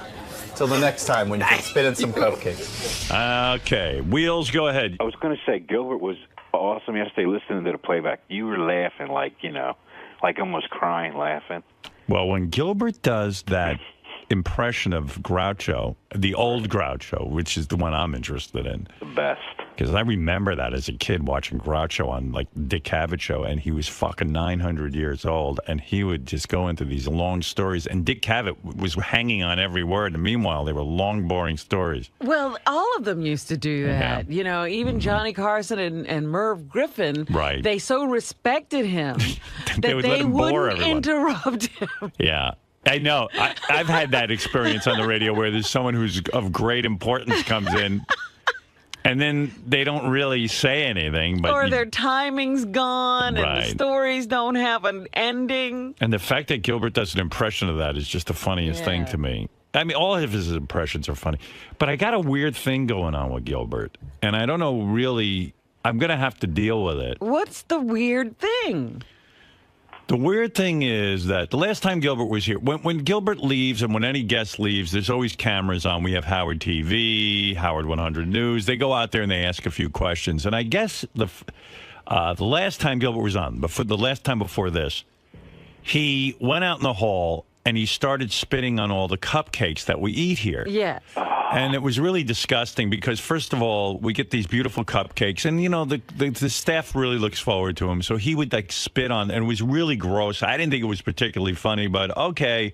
He was trying to do some shtick for the camera. Right, I got that. Well, this time he leaves. He walks out, and I don't want to see the clip, guys, because I'll throw up.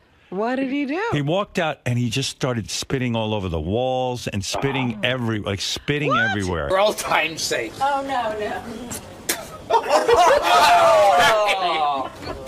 Clean that up. Clean that up, please.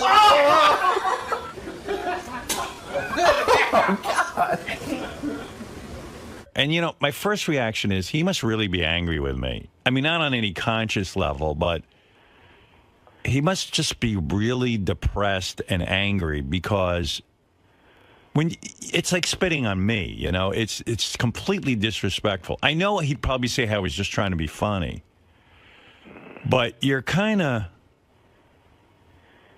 it feels like a disrespect to me. You got to throw him out, Howard. That is.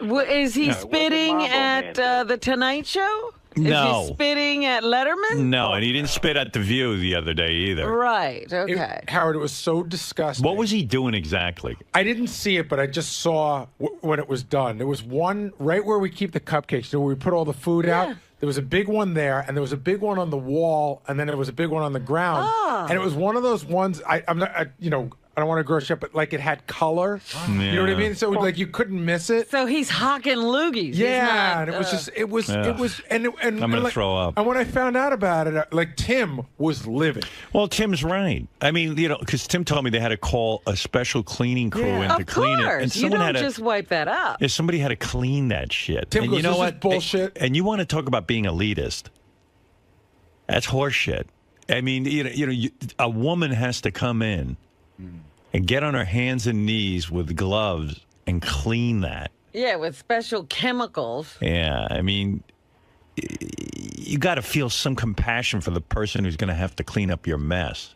I mean, how do you think you get rid of that shit? And, you know, to me, I have compassion for that person. That's not an easy way to make a living. Yeah, but there's absolutely no reason for that. That's not funny. Right. Yeah, I didn't get the joke at all. I didn't. Right. I mean, I knew that he thought it was weird that, like, when he spit in the cupcakes, I didn't think that was funny. I didn't either, but okay, it happened once. I think he was trying to go for something. And You know, it didn't work. I mean, the spit bit he should drop. And at least the cupcakes are something in a box you can take and throw in the garbage. This was really like this on is our stuff. Yeah, right. Yeah, Is that why he hasn't been in a long time? Why didn't he just come in and shit on the floor? Hey, take Maybe a he's piss. planning to. I don't think he wants to show his dick. But, yeah, it was pretty gross. And Well, that's sad. yeah, so I think...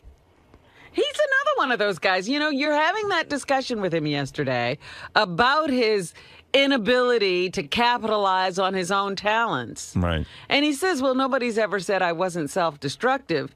And there you go. Yeah. It hasn't changed. All right. Thanks, Wheels. Can dig up a couple of these ones that are coming in about you and Ronnie, the limo driver. Ronnie inspiring songs.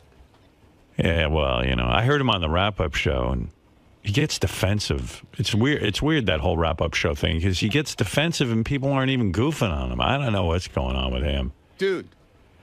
Let's see. Let me see if I can find it real quick. Oh, here it is.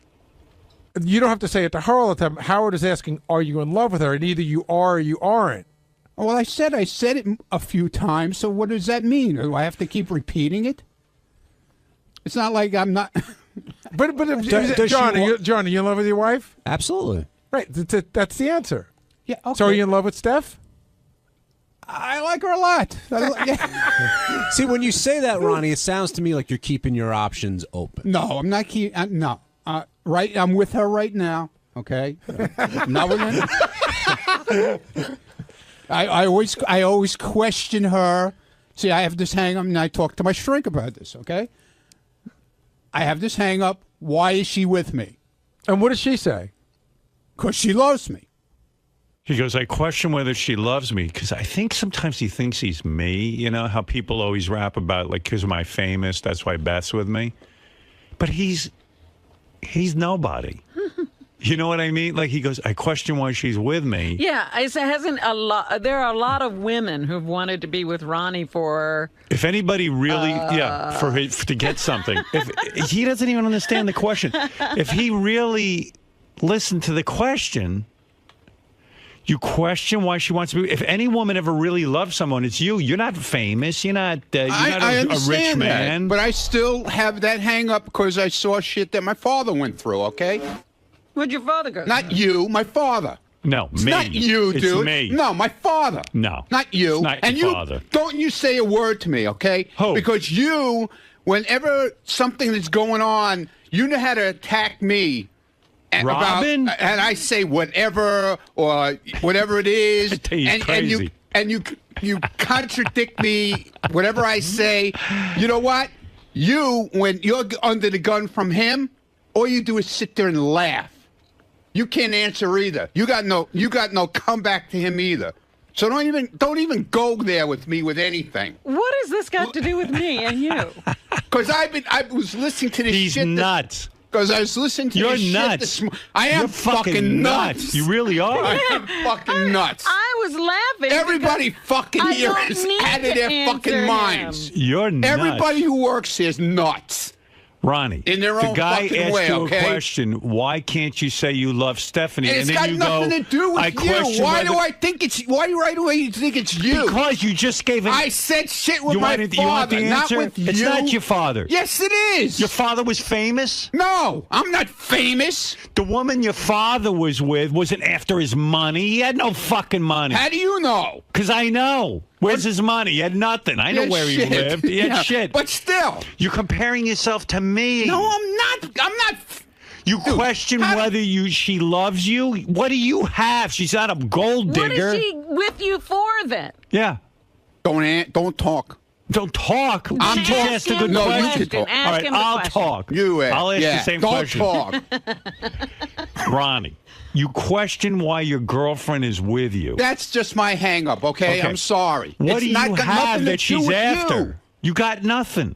What is she with you for if it's not because she You're loves not a you? millionaire. You're not famous. She's not. What is she after? You're comparing yourself to me. No, I'm That's not. what people say about me. They go, oh, Beth's with him because he's famous and he's rich. Please, what are you? Well, what do you mean you question why Stephanie's with you?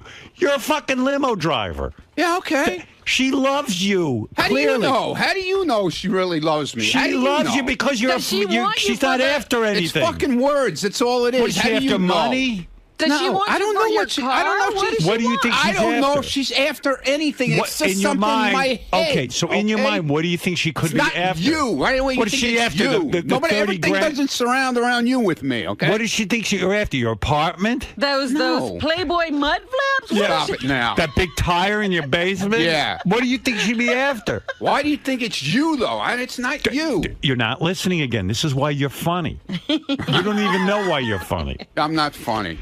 I'm not funny. You say she's after you for something. That's your fear. I don't. What is it she could be after? You're comparing yourself to me.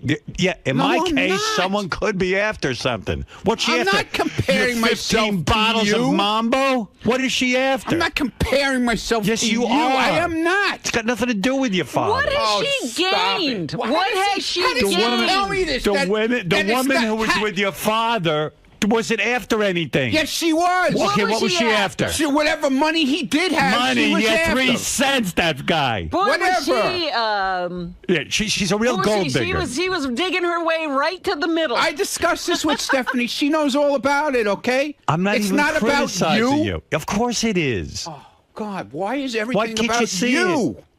Because you're putting yourself in my position. No, I'm not. What is she after? Dude, she could date a police officer and have the same thing. I'm telling you how I feel. She could date a pizza delivery delivery guy. It's not about you. It's about what I saw my own man go through, and you keep telling me it's about you. Stick with me, and I'll show you every 𝗦𝗵cie𝗄𝗿𝗱. What has she gotten out of this? In other words, what could she get out of being with you? I don't know. Money? What has she been grasping at so far that you still have this feeling? She's a young, pretty girl. She could get a lot of richer guys than you. You're not exactly the richest guy on the planet. Is she pushing you to do something? No, absolutely not. Then it doesn't seem like she wants anything. So then why would you make this statement that... Because it's just something in my head, Howard. That's all it is. But that's not your situation. Of course she loves you. You're a limo driver. You're not David Arquette. I didn't say I was David. I didn't say that. Did I say that? In other words, you're a working man. You're a hard-working man. Yeah, okay. What is she going to get out of being with you?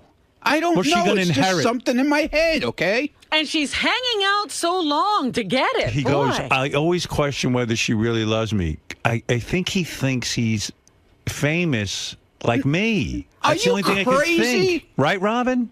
Well, I'm trying to think. Does she go around telling everybody she's Ronnie's girlfriend? You know who I go out with? Doors open? Yeah, she goes, you know who I go out with? Ronnie, the limo driver. You know what everyone's reaction is? So you're after his fame and wealth. Right. Oh, come on in. Let's close down the store because you're here. Yeah, pretty woman. Let's go on a pretty woman shopping spree. You got all that Ronnie money. Oh my God, Jesus! I can't. You ask me a question and I answer it, and it's not good enough for you. I don't know if you know this, but my boyfriend is verified on Twitter. Wow. Yeah. With 74,000 followers. Wow. I'm after his verification. You know, he's Stop verified. it, man. You know why? You don't even hear the question. Yeah, but I hear you on the wrap-up show. trying to answer you. But it's a ridiculous answer. You're that's my answer. It's not you. So It's got why is she nothing to with do you with if you. she doesn't love you? Call her and What is ask she her. How many after? times have I said to her? Are you secretly rich? I mean, maybe I am. Maybe I am. I know you he's don't know not. what I have. No, you don't know what I have. I do know. Yeah, you don't know. Believe me, you I don't know. No. I've seen everything. Is he like a really wealthy guy who just decided, I'm going to drive a limo? I'm going to drive a limo, yes. You know what? I didn't want to tell you this. Go ahead. Ronnie's worth $7 billion. Right, exactly. That's why. Right. He's worried. Actually, I own all 23 Rick's clubs. Yeah. Nobody knows. Now Well, you act like you do. I understand. Yeah. Now I understand. He probably told her that. Yeah, I didn't tell anybody anything of the sort. Now stop it. All right. Thank you. I don't know why you don't get it through your head. It's just something that I have a feeling about. I'm sorry. God. And all you do is laugh. I got it. Okay? Well, when you're under the funny. gun, Look, all you do is laugh. Ronnie, your perception is so off that it's just... it's funny. I'm always wrong. I am always wrong. Your I know. perceptions are so out the I know. Yeah, out the you're just window. off. I'm fucking crazy. I can't even I'm explain. telling you, I'm fucking nuts. All right, goodbye. You're annoying. You got to hear him on the wrap-up show. Oh, my It's the greatest. I can't believe that he believes somebody's after him for... I still can't figure out what the for is. And for what? He saw his father go through that. No, he didn't. Father didn't go through anything. His father was a divorced man. He had a girlfriend. She was devoted to him. Even when he was ill, I remember. Listen, I know Ronnie all these years. Well, that woman was hanging out, waiting until the bitter end. And you should see what she got. To get what was there. I think she inherited a $14,000 condo after putting in 30 years with him. Oh, okay. place. It's But not like she's whatever poor, whatever your doubts are, what would they be? Wait, you got to hear this one. Are you guys in a monogamous relationship? Yeah, according to her, we are. Do you feel like you're free to see other women? No. Okay, so I'm not seeing anybody else now. If you had sex with another woman, would you tell her? Yeah, right. Yeah, I'm going to tell her. No, I'm not going to tell her. Would that be considered cheating? Yeah. Okay, so but I'm not. I didn't. No, that's fine. That's what I'm just curious, like what you guys' boundaries are. We don't have any boundaries. Well, you have that boundary. Wait, so you're both free to basically do what you want to do. No. He goes, he's crazy. We don't have any boundaries, but I can't do this and I can't do that. He's funny, man. He's the best on the show. Better than anyone. Oh, my goodness. Oh, no. Not in that case, no. In what case are you? I don't. Well, does that go both? Leave me alone already. Does that go both ways? Like, if you can sort of do your thing, can she do her thing? Are you comfortable with that? No, she goes and hangs out, and she goes out with her friends. I don't know what she does. Can I take her out? No. You would be the last person. And by the way, that has to do no matter how old she is. Yeah. Why did you call Howard out on her mom? On the age thing? You feel like he's picking on your age? He always picks on my age, and you can't say he doesn't. He says he doesn't, but he does. He brings it up a lot. You're the oldest guy on the show, so I think he busts your fine. balls about that. Whatever. Yeah, but still. Ronnie, again, like in junior high school, if you poke somebody and you see it bothers him, then you just keep poking. Yeah, I understand. But when I do it back to him, he doesn't like it. Because he's old also, okay? But not as old as you. No, but I don't he's point still, that out to you. But he's still old. And he doesn't want to be old either. You think I enjoy being old? No. I'm just living my life, whatever's left of it. I think you're enjoying yourself very much. I am. I had a great time in Florida. We had an awesome time. Now, it's one of the best vacations I've had in a long time. When marriage came up, you said that's definitely out. But I can tell you right here, Hefner. He's Hugh Hefner. No, he's still being you from a few years ago. Right, I know. He's still into that. He's holding that prize of the Mund name. Right. No questions asked, that's out. But the moving in thing is on the table. It's a possibility. We've talked about it. You've been together 4 years. Yeah.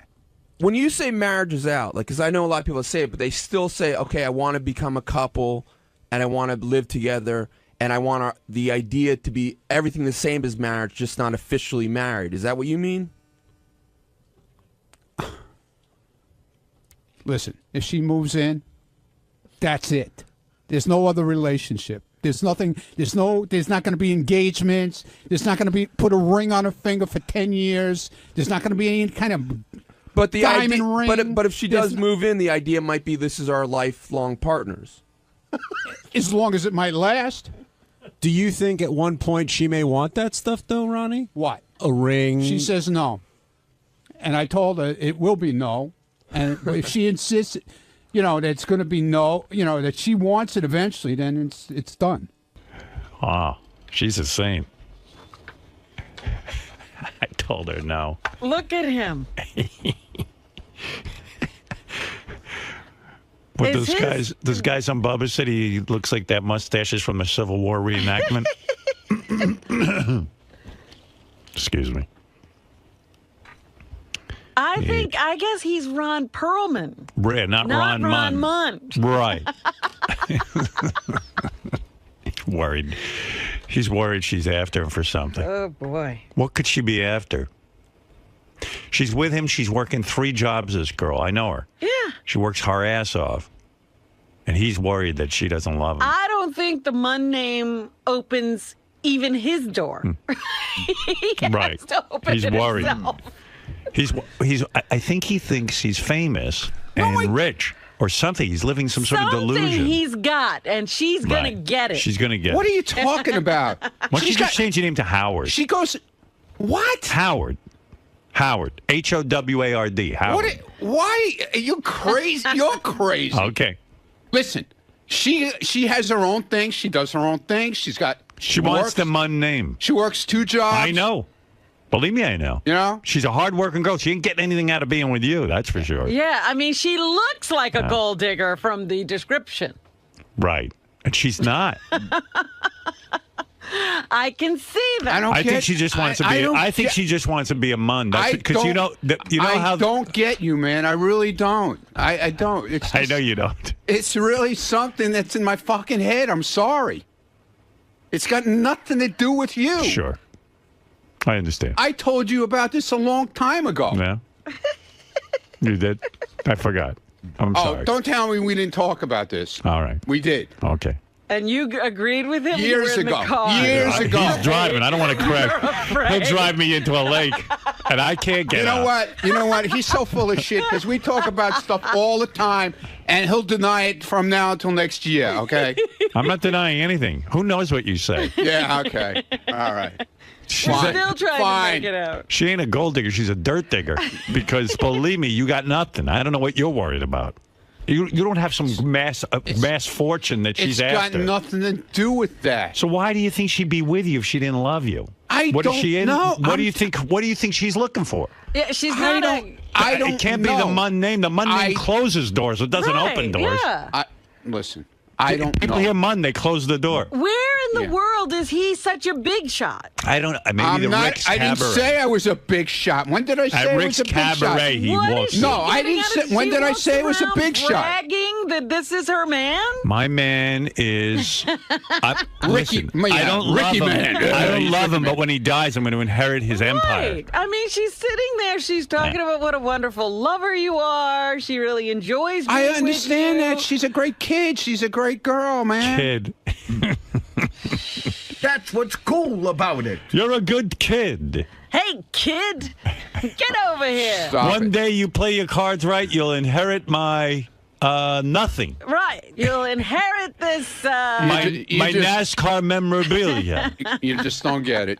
Sorry. What don't I get? Nothing. What am I We missing? can't get it. I'm leaving. What is she after? I didn't say she was after anything. You said you don't think she loves you. I said I didn't. I said you question it. I question it. Right.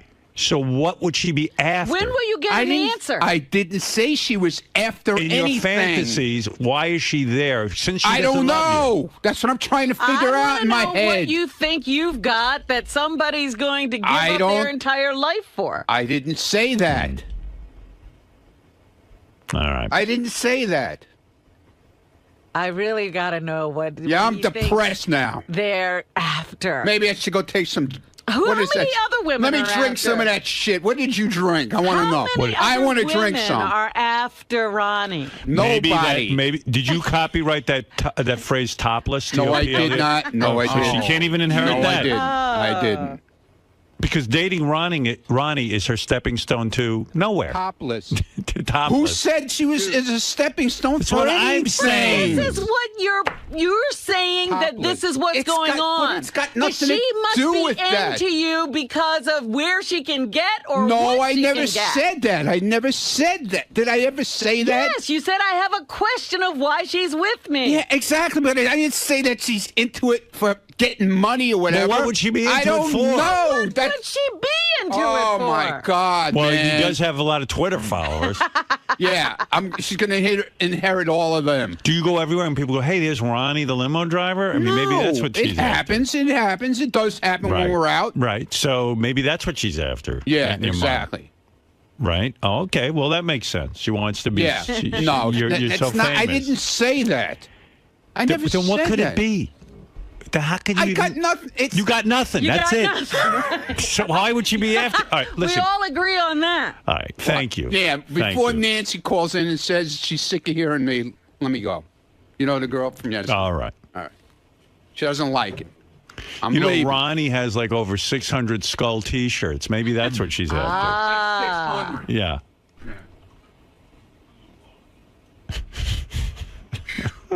Good Lord. This is what I deal with all day.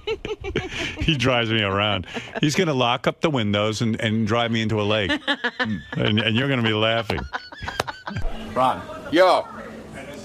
do you regret saying stuff like that that's in your head because when it comes back, like on the next day after the wrap-up show and you're I don't forced to care. defend what you... No. But when Howard breaks it down logistically, there's no reason to doubt her love or to... Say that again? When Howard breaks it down logically, Listen, you know, dude, it's like... dude, listen to me, okay? You're not in my head. You don't know what's going on. You don't know what's going on in my life. What's gone on years before, okay? You don't know. So you can't even ask me that question. But I'm saying when Howard breaks it down... I don't care what Howard, he's not my fucking psychiatrist. He thinks he is, but he's not. He thinks everything revolves around him. It doesn't. Other people have lives, they have shit, they have problems, their own problems, not his. Okay?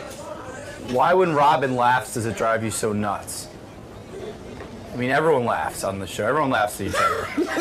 Fucking bald motherfucker is here now. Having a bad day, buddy? No!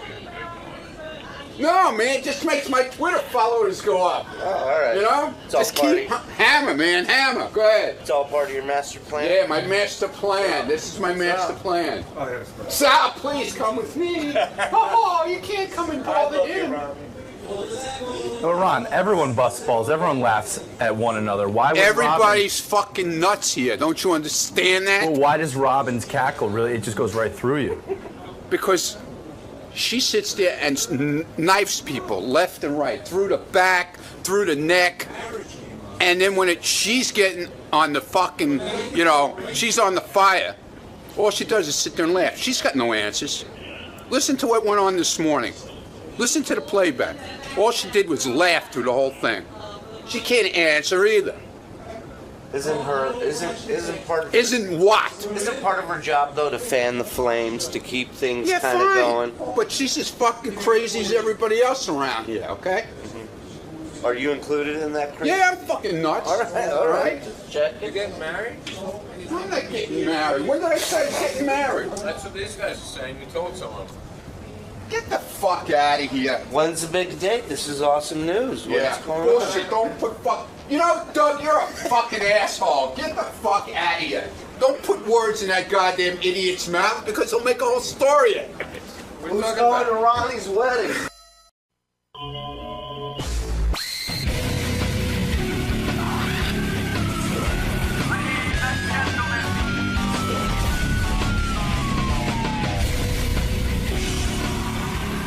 Gary, good morning. Good morning. How are you? I'm good. How are you? Good. Welcome. Thanks. Very cool. Oh, let's see what's going on here. Nice. An ass first thing in the morning. Hey, that's what you need. Everybody needs to wake up to that. Exactly what you wanted to see on your Stern Show debut. Exactly what I knew I would see and wanted to see. Yes. Right this way. Right this way. Cool. Wow. Thank you. So what's going on with you? You have a new book out? I do. I have a new book out, and it's called Hell High Note. Wow, I'm really low in here. Hold on. Yeah, Howard gets you right into bed. Yeah, I know. I just realized I was just in Howard's bed, I think. Yeah. I have a new book out, and I'm promoting it, and a new TV show coming out, Bottom Hit. Blah, blah, blah, right? Right. But more importantly, you're going to be meeting Howard for the first time on the air. I am going to be meeting him. How are you feeling about that? I feel good. Contract player means excited? I am excited. A little bit of nerves at all? 7 years of your life. I'm really nervous because I think he's really funny. And that must have driven because when you would get offered roles, I'm kind of good at. I'm a good sport. It's kind of a beautiful thing too because you're guaranteed. I'm also work. from New York, so I think we're gonna get along. You're interesting. You've worked with a bunch of very talented people. You're very talented yourself. No. You've been on American Idol. No, I'm not You have some good conversation to be had. I do. I think, it's going to be, I don't know if he's spoken to people that have been on Idol. I don't know if people, Randy or any of these guys. A while back, a long time ago, but a lot's changed since they've come in. I think that was like 5 or 6 years ago. So. Yeah, I mean, it'll be, I'm interested to see what he asked me. I'm sure it's going to be funny and tough at times, but I'm up for the challenge. Didn't I see him coming in? Is that you? That's me. It's good. I don't like it. All right, then let's take it down. Take it home. Let's take it down. Forget this. I'm not going to look at this anymore. We're over that. Come here, we're going to put your head here. My head there? Yeah, just put your head right there. Good. Just stand here for the next 10 years. That's nice. That's much better. Thank you. I like that. Thank you. Let's see now. Let's really see if you look like this. Oh, he's way hotter. Oh, thank you. But he's better. He's better looking. That one I actually like. That's a good one right there. I Okay. like that. All right, let's put this back. You sure? Yeah, I'm pretty positive. You don't want to take it home? I don't know. Will you sign it for me? Sure. Where will I put it, though? I don't know. That's up to you. Ronnie working his charm on you already? Yeah, he's giving me this. That's wonderful. So I mean, you don't mind if I take this? I don't. Home, right? I actually would like you to take it. All right, I gotta leave you though because I'm married, but I'm gonna take this home with me. Thank you so much. Really appreciate There it. goes my picture. No worries. What about this one? Why don't I take this home? That's Jeff the drunk. You can have him as Oh, I'm well. gonna take him too. Do you All like right, veggie, thanks, Nick? guys. See you later. I'm thinking that the value is what? I don't know. That'd be at least 6 figures. Probably Yeah. a couple mil. The detail and the goatee And also, is unbelievable. I'm gonna go home and actually do my own kind of thing on it. Your own interpretation. Yeah, well, after I've spent some time with him, I'm gonna figure out what color would go best, like right across his mouth, and maybe put a little thing like a handkerchief there, because that may make him look a little slobber. Yeah. I'm wondering if I should also give him a gold tooth. That would look good. I think that'd be hot. Yeah. Actually, let's work on that now. Don't you think I should? Yeah, deface it a little bit. Do you think I should do that? Yeah. You wouldn't mind, would you? No. God. We have enough Ronnie around here. We don't need... Ronnie! Can I give you a black tooth? For sure. Ronnie? No, you don't want to ruin my picture. Oh, Ronnie. Go ahead. Why You would can do ruin it. your You can do whatever you picture? want. I'm a big fan of yours, so you can do whatever you want. Ronnie. I thought you were great on Idols. Oh, thank you. I really appreciate that. Oh, Ronnie. Ronnie, I'm really liking you now. See? I know how to work it. You do. I bet you everybody knows how to work it here, so that's... Not really. Really? Not like really. you, Ronnie? I have the charm. Does this guy have a zit on his nose? Yeah. And he has one on his ass, too. Oh, I don't want to know how Just so you that. know. I don't want to know how you know that. Well, That's okay. okay. I love that. My wife just stopped by. Hey, you know, I'm glad you stopped by because I'm going to get Cara DiGuardia is here too. DiGuardi. Cara DiGuardi is here, and I want to talk to her. But as long as my wife is here. I smuggled a dog in. The dog, Can you believe it? The dog you brought into this building from North Shore Animal League is the cutest dog I've ever, officially the cutest dog I've ever seen in my life. What is that dog? This is Duncan. He's 10 weeks old. He's a Basset Hound mix. He's from one of our southern rescues. I just want to, I know you have Cara. I just want to say North Shore Animal League America in Port Washington, we have our huge Adopt-a-thon event this weekend. Over 700 dogs, and we'll be at the North Shore Animal League this dog weekend isn't on adopted, Saturday. the one you're holding? No. I wish I had a TV show right now. If you saw this dog, you would adopt him. Cute. What's his name? This is Duncan. Well, he can be whoever he wanted to be, but we named him Duncan. What kind of dog is he? A Basset Hound mix. Oh, my Muddigree. God. You know, we like to call them Muddagrees. What a beautiful And dog. he's so good. Are you kidding me? Look at him. It's like a baby. They didn't even know that it was a dog. They thought it was a stuffed animal sticking out of my bag.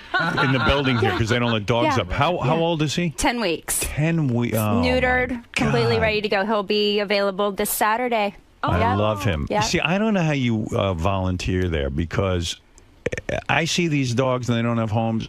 This dog breaks my heart. Well, the beauty of North Shore Animal League is that every time I go, it's a new crop of dogs. So I know that these animals are being adopted. People come from all over. The only thing that breaks my heart are the adult dogs that are still there. And I just say, when you're there looking at these cute puppies, go to the adult dog area because they're already trained. What is your name? Your name? Beth Stern. It is? Yeah, I just got interviewed by 𝗲𝗄𝗄𝗏 about that. Oh, okay. Because I said to Robin this morning, I don't know your name. I Because said, what is he going to do if he has the... I really I read a press release, not a press, I read a news article yesterday that said you have a new TV show. Yeah, I don't know why they're press releasing right now. It's a pilot, but apparently TV Guide Network is really excited about Right. it. And It's called Gossip Cop. Yeah, it's a website now, gossipcop.com, where they debunk celebrity rumors. So I think it's a really great message, and people can go to the site now. But now it's going to be a TV show. But they say your name is Beth 𝗛𝗏𝗮𝗏 Stern. And then even last night when you were reading it to me, I said, I've given up trying to figure out if you're Beth Stern or Beth Ostrowski. What would Stern you or... like me to be? Me? I Yeah. mean, my vote is Beth Stern. Okay. Because I played a clip this morning of some guy mangling your name, and it's like the guy. What did he call Beth Ostrowski? Or Trout. Is it really hard, Ostrowski? Yeah, it's a hard name. Why don't I legally change it and then the? I thought you did. No. Oh, you didn't. No. So legally. What's on your driver's license? About the Ostrowski. Oh. Yeah. But why don't I legally change it and then there will be no more questions? Yeah, but you got to say to people, I want to be introduced as Beth Stern. Absolutely. I will announce it now. Please introduce it. Yeah, because I'm going on I was on Fox and Friends just now. Now I'm going on Good Day New York. I will tell them to introduce me as Beth Stern. Thank you. And LX this afternoon. Yeah, I just want to know what Stern. your name, because people say, well, what is your name? I go, I don't know. Because I don't know my wife's name. Well. Now I do. Anyway, everybody come to North Shore Animal League this weekend. All right. And I love have you. fun I with love that Cara dog. And That is a beautiful dog, Duncan. All right. All right. I And love honey, you. wear a name tag because I don't know your name. I love you too. See you at home. I'll see you later. And she's one of the hottest Jewish women in the world, by the way. I don't know if you know that. When did you become that? There was an article that says she's on a list. Aren't you on a list that says you're the hottest Jewish woman? Yeah. Hey, take a picture of that dog and put it on Twitter. That is a great dog. If you see this dog, you will adopt this dog. Wow, what a dog. And feels good too. I just gave her him a little pet. Right? Such a soft coat. I'm tempted to take that dog. I like That him. is a beautiful dog. You Yeah. could not go wrong. We got a house full of pets, though. No, you don't. You got 2 cats and a dog. That's a house full of pets. That is not. Cara DeGuardi. DeGuardi was on American Idol for 2 seasons. Yes. And I don't know what happened after that. To me, let me look at you. Cara, let me look at you. Put down the picture of Ronnie. No, let me look you over. Let me look you over, baby. Cara is dead. There is no Cara anymore. Cara? Cara. Is it Cara? It's that Cara. guy called me Cara.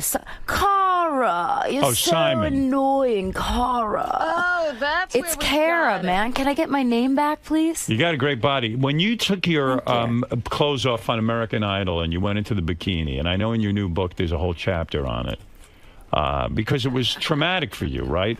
But I got the impression at the time that you really wanted people to see how hot you were and how hot your body was, right?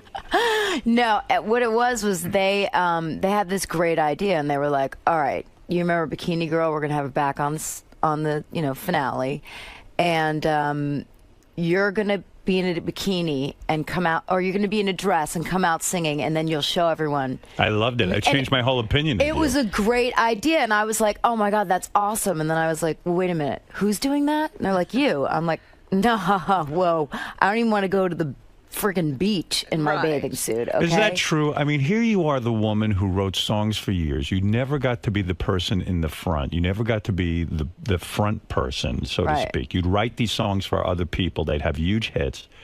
Suddenly, on American Idol, they want you in a bikini. You're going to be on the stage. Everyone share. I would think this is your dream. Really, I wet myself. Okay. What do you mean you wet I yourself? was so nervous. My manager was like, "Honey, do not wear a white bathing suit. You better wear a black one," because he knew that I was so incredibly nervous. And you peed in your bikini? Yes, a little tinkle. Is that true? Yes, I think swear it's to so God. sexy. I could kill myself. Oh, really? You like oh that? my God, that drives Oh me my nuts. God, are you serious? Like you couldn't even control your urine. You Well, peed all over your bikini. Was the bikini wet? Listen, it wasn't like a puddle. It wasn't like, was I was the bikini swimming. wet when A you went little on? bit, but what was worse is It's hot. I had this dress on from Vera Wang, and the poor woman, she was like, "Okay, I need it back the day after." Right. And all I could think pee of all is, over it. all I could think of is she's going to get it, and there'll be a magnifying glass like CSI, and they're going to look down it, and she's going to be like, "Oh my God, this pig!" Tell me you anything. defecated in your bikini, and I'll marry you right No, now. I didn't. I didn't. You did not. That one I didn't. That no. would be so hot if you completely lost every. That would that would have been really interesting for Bikini Girl. Was American Idol the worst experience in the sense that, okay, you got to be famous, but you took a beating. I mean, you came in, and all of a sudden you're being scrutinized. Mm-hmm. You know, everyone's calling you name. I was doing it too. I mean, you were, you know, everyone was like, get her off of there. They don't need a fourth judge. No, I totally. It was like I broke up the Beatles, you know, and I think what was really frustrating for me is that I could never voice who I really was, and they didn't set it up so well. So people were like, they didn't introduce you properly. Who the hell is this girl? She's got like some teased hair. She looks like Paula's cousin. She's sitting there. And part of it was I was so incredible. You know, I sat on the couch in the back of the studio. I got coffee for some of the artists at times. They'd walk in and go, honey, I need it black with milk. Right. So I was so behind the scenes. The weird in a way, they could have orchestrated you coming on American Idol in a better way to make people like you and understand the need for you. Because if you really analyze it, more than Simon, more than Paula, more than Randy, you've actually written... How many hit songs have you written? When I say hit songs that have been on the top of the charts. A lot. Like 40, 50. I've sold songs of mine have sold over 159 million records. Wow. 159 million records. Songs that so I had. If they had made that clear, like I didn't know anything about you. All of a sudden, I thought you were Paula's friend or something, or we were using you to keep Paula in line, which is the worst thing. That's almost to bring someone in and say, hey, she's here to get Paula in line. Look, it was not easy, I got to tell you. And I think the hardest part was when I did sometimes read the blogs. And they were pretty hard on me. But also at the same time, when I'd watch the show, I'd be like, she is annoying, that person, because that person wasn't me. Where you would talk too much, and then Simon would say, oh, stop talking. Well, I was nervous, and I was trying to figure out how to fit in, and it was impossible because they had this chemistry already. Is it hard to be a judge in the sense that sometimes you really think someone sucks and you just don't want to say it to them, you don't want to hurt their feelings? Well, by the end, you know, it was funny, last season, it was probably really annoying for Simon because I would tee him up. I'd be like, that wasn't so good, I got to tell you. I mean, I was always negative. And that was kind of his role. So to tee him up was weird. But for me... Would he say to you after the show, you fucked me over because you were negative, and now all of a sudden, when I'm negative, it seems like the same thing? No, he wouldn't, because, you know, he knew that I wasn't... I think if he knew I was trying to... fuck with him, he probably would have said that. He would have been like, who the fuck do you think you are? Was he the boss, so to speak? Was he the one in charge? I would say that he really ran the panel when he was there. And how did he get that role? I mean, didn't Randy get resentful of that? Randy plays it smart. He just kind of lays back and Randy's happy to be there. Randy's just a great guy. Randy is, you know, Randy's like a teddy bear. He's just a doll. He's going to go along with whatever's happening. You don't like Simon, do you? I do like Simon. I do. In the beginning, I thought he was way too hard on me. And how so? Well, when we'd be on the audition table, and he'd be like, Cara, you're talking, you know, and it was, I'm the kind of person that... Way too hard are you on camera or off camera? Well, kind of both, but I understood it. Listen, I understood. The guy was the star. I got it. It's not like I was like going in my room and, you know, calling my agent. It was like I got it. I was just trying to figure out how to adapt around him. He could have been more helpful, is what you're saying, because he affects everyone's perception of you. Totally. And if when he blows you off and he cuts you off and rolls his eyes while you're talking, you're doomed. But that's you know what? That's TV, so I got it. Like, that's who he is. That's his role. But by the ninth season, we started to, you know, I think develop a respect for each other. And I have to say that I learned a lot from that guy. I learned a lot by watching him. So for that, I have to give him thanks. Explain to me, as a songwriter, how you make a living, because I don't understand it. You write the song, and then after you write the song and someone like Christina Aguilera sings your song, you get checks on a regular basis. You get, I mean, if you write big songs, we're talking millions of dollars. Wow. So I was... You've written big songs. Yeah. And you have millions of dollars from it. And it's constant. In other words, I have friends who are in the music business, and they say, oh, the royalty checks just keep I'm taking 2 years off because the royalty checks come in. It's that big an amount? And how do you even know they're paying you the proper amount? How do you audit that? Well, first of all, I'm one of probably the only songwriters that own their own catalog forever, since the beginning. You own all your own music? I did, but I sold everything about before I went on Idol. Mm-hmm. So when I was approached by Idol, I was almost like, I think I'm out of here. Yeah, I think I'm done now. Like, I'm just gonna chill for a while. I had millionaire. In other words, you had enough. You have enough money that you could have said, "I'm done songwriting. I'm done working. This is it. I can play the rest of my life." Oh yeah, I mean, I made more from songs than I did from Idol. Of course. Yeah. I mean, from what you're saying, you're one of the most successful songwriters in the world, aren't you? I think people would say I was one of the Can you give us some titles? Yeah. Well, here, wait. Let me do this. I'll give you some titles. Why don't you do it? Here, I'll tell you. I'll give you some titles, and then I'm fascinated by this. I really am. How do you know they're paying you the proper amount of money when you're? Well, you check it, and you know. I mean, when you check it, who do you check it with? I go to BMI. I go to performance rights societies, the record labels. I also. How could you really know that you're being paid properly? You really can't. Well, you audit them too. You do? Of course. And you've done You want to know this? I am the only person in the history of the music business that audited a company and they had overpaid me. Who is the company? I had to pay back the money. Who is the company? EMI. EMI. In other words, they sent you royalty checks. Yes. You checked. I had to send back money. Why did you tell them the truth? Could you have lied? And what do you mean? They found, because when they go through the books that you have to disclose. Yeah. Oh, can you imagine? Have you ever audited and found that you were owed money? No, not yet. Because you know why? I register my songs. See, a lot of writers like to go, oh, I didn't get paid. Did you register your song? What does that mean? They go, you have to put it in with the company. If you don't, they don't know to pay you. I see. You've got to keep an eye on your songs are your children, and you have to keep exactly. And I'm a business person. I own a publishing company.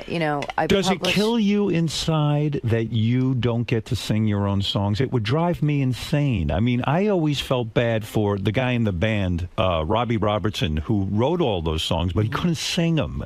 At least he got to be on stage and play the guitar. Right. Is that the worst part of this whole experience in your profession? I mean, I wanted to be an artist in the beginning, but that didn't work out. So you hate singing, don't you? I hate performing. Because your father ruined it for you. Well, I don't want to say he ruined it, but he pushed me as a little kid, and I kind of, I talk about it in the book. I had stage fright. I definitely had stage fright. Your dad would say, Cara, get up there on the stage and sing. Yeah. And that freaked you out. It totally freaked me out because I was a perfectionist, and I was more about, like, am I going to get it right? Is it going to be great? As opposed to loving it and being in the moment. But I have to say, I thank my dad for that because it got me ready for American Idol. You make that good, that your father would force you up on a stage to sing. Well, when you're in front of 25 million people live, thank God I had that kind of experience. Did you ever go out and perform some of your own songs? Will you ever sing your own songs? Well, that's sort of how I got to writing the book, is I was doing these shows where I was singing the songs I'd co-written and telling the stories of Is how that what they you came did? to be. Because of American Idol, you probably said, hey, I could go out and do a little show and people will come hear me. Like Burt Bacharach Well, used to my do that. manager forced me to do it again. Burt Bacharach couldn't sing his own songs, but he became such a known personality as a songwriter that he could go out and people would say, okay, I'll maybe go see him. he can't sing it so great, but that's it. Are you a good singer? Asked me to sing one of my songs. All right. What's your biggest song that you ever wrote? What's your favorite? Well, I love Sober. Sober. That's the one Pink did, right? Yeah. So when she's on the radio singing that, and you obviously can sing, do you ever say, why didn't I just record that song? No, I say, thank God for that bitch. I love her. Really? You don't want the spotlight? No. Not like that. I love singing, I do, but... What do you mean you wrote that song? I mean, you wrote the music? Let me tell you what it was, all right, okay? let me tell you understand that, it. because this is important, a hell of a high note gets into this. It says, because there's been all this stuff in the press about all these things that I've been through, but why it discusses it is because every experience I've had and everything I've gone through has been put into my songs. So I had an eating disorder. Okay. Yeah. Okay. So we go to write sober. You know, when you have an addiction. What do you mean you go to write sober? Is that you mean you're with I get Pink? a call from Pink. You write together in a room. Exactly. So I get there, and to be honest with you, it was the second time we'd met. The first time was a bit awkward. I met her. She was at the end of this album, and her record label was like, "You need to go out and find a hit." Meanwhile, she had all the hits, and they were like, "Go meet this girl, 𝗪𝗏." And she's like, "Who's this bitch, 𝗪𝗏?" Right. You know, I got to go meet someone now. I'm a big artist. So I met her, and it was a little awkward, and I thought, oh, I blew that. That's never going to happen. But she called a year later, and I went out to Malibu. Isn't it funny? You think you blew it. She blew it. She needs you. She needs I don't know the if she needs songwriter. me. She's pretty damn good, I got to tell you. She's amazing. I think she's a very talented woman, and I like her music. She's writing a lot of her Wait, songs. she really does. So I'm going to tell you what And happened. I love that song, Sober. Well, so what happens is I go out there and I'm like, you know, let's talk about what happened last time. Because as women, you know, you never want to be in a room with a woman and there's some weird shit going on. So we cleared the air on that, and then we opened a bottle of wine. Right. And I am not a big drinker. Like one or two, and I'm up on the bar, man. Me too. I'm ready to go. Right. This girl, she can drink a lot more than me. So I try to keep up. But what happened is we just had this great game of like drunken tennis, you know? You mean you would spew out a line, and then Pink would spew out a line? Exactly, and that's how we would do it. She had the last line, "How do I feel this good sober?" And they had the track. How So I did had you know to figure- call it? Did she come over and say, we're going to write a song called Sober? She said, "I have a title. How do I feel this good sober?" And we wrote backwards from that. And you were drunk when you wrote it. Totally drunk. That's insane, right? It was so fun, and I was so drunk that when I went to get in my car on the Pacific Coast Highway, I had to pull over. I think I had to nap for 45 minutes. Do you remember which lines you wrote in the song? I remember the pre-chorus. I definitely influenced because it was a 4-bar loop. I don't know if you about. We don't know anything. Right? Okay. We're idiots. Yes. So From the you're basics. definitely not an idiot, Right. but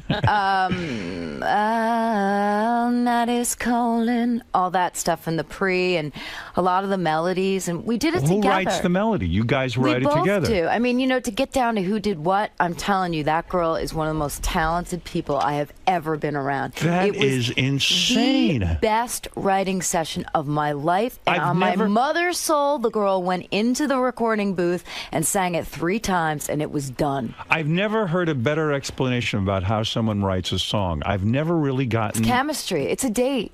It's a date. Mm-hmm. And then she goes in and nails it. Nailed it like you've never seen. We all had goosebumps.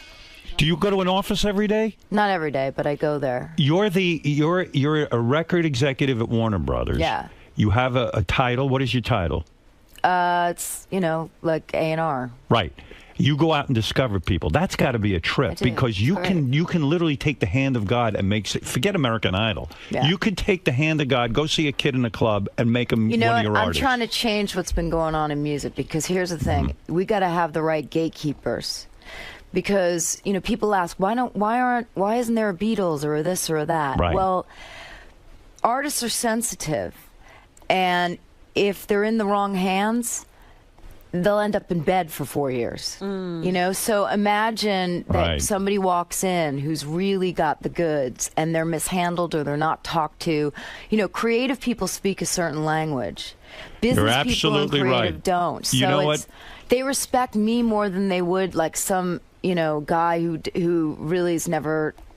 You're written a absolutely song or- right. You've written songs. You understand artists because what you say is not bullshit. I have friends who are in the recording industry. They can't get out of bed in the morning. They get into such depressions. They feel so much. That's how come they can write songs. They That's- feel this intensity, don't they? They do, and that's, you know, that's partially what this book is about. It's, you know, you cannot write great songs unless you come from a place of truth. And when you talk about Pink, the reason she's so great is she comes from her truth. She's not ashamed of it, and she lets it out there. And she's inspired so many people, especially women. So you sat in the studio with her. She does this song, and you can smell a hit, can't you? I was, whether it was a hit or not, it was a life-changing experience for me. It went in my brain. I went, why would I ever go in the studio was someone who didn't inspire me. Now, after that magic happens, why did you say, let's go sit and write 10 more songs? Why is it just the one?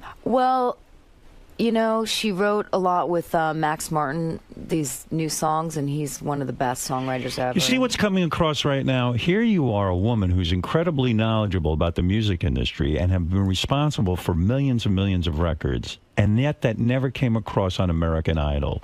And in a way, that's the program's fault. You couldn't have set that up. We didn't know who we were listening to. In fact, you seem to be more important to me now because you do have this credibility. Well, thank What's you. the most difficult song you ever wrote? I'll give you a couple of... Ain't No Other Man. Ain't No Other Man. I'll tell you why. Why because is that? Who did that, Ain't No Other Man? Christina Aguilera. Yeah. I wish I had that to play right now. Yeah. I'll tell you why it was difficult. Why?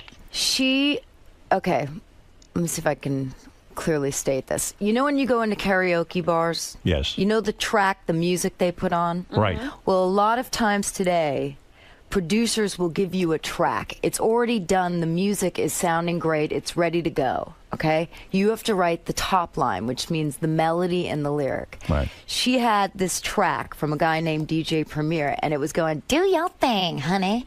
Do your thing, honey. And I was like, oh my God, shut that bit. I'm going to kill myself if I hear that one more time. Right. And Christina's going, this is my single.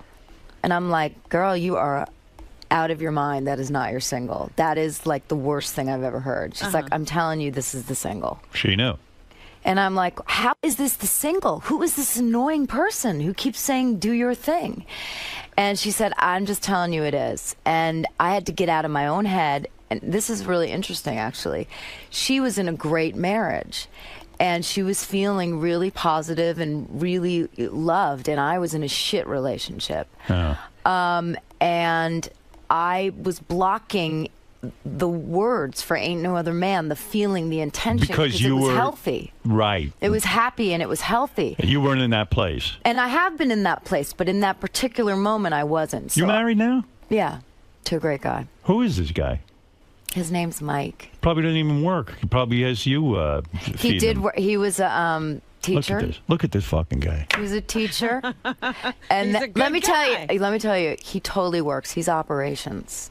Operations. What is that? Well, Operations. in the house, we don't have any help. We don't have anything. Oh, so And he's.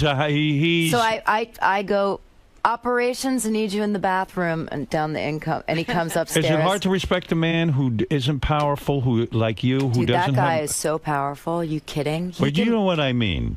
A man is defined by his job. Outwardly, you need a powerful Absolutely man? not. And You let don't me get tell you- resentful that he stays home and doesn't have to earn the money? I think he deserves a medal for dealing with me and my life. Seriously. Really? And doesn't he feel inadequate in some way? Because He is so supportive. He's so happy that do I'm you out give there him doing my cash thing. every week?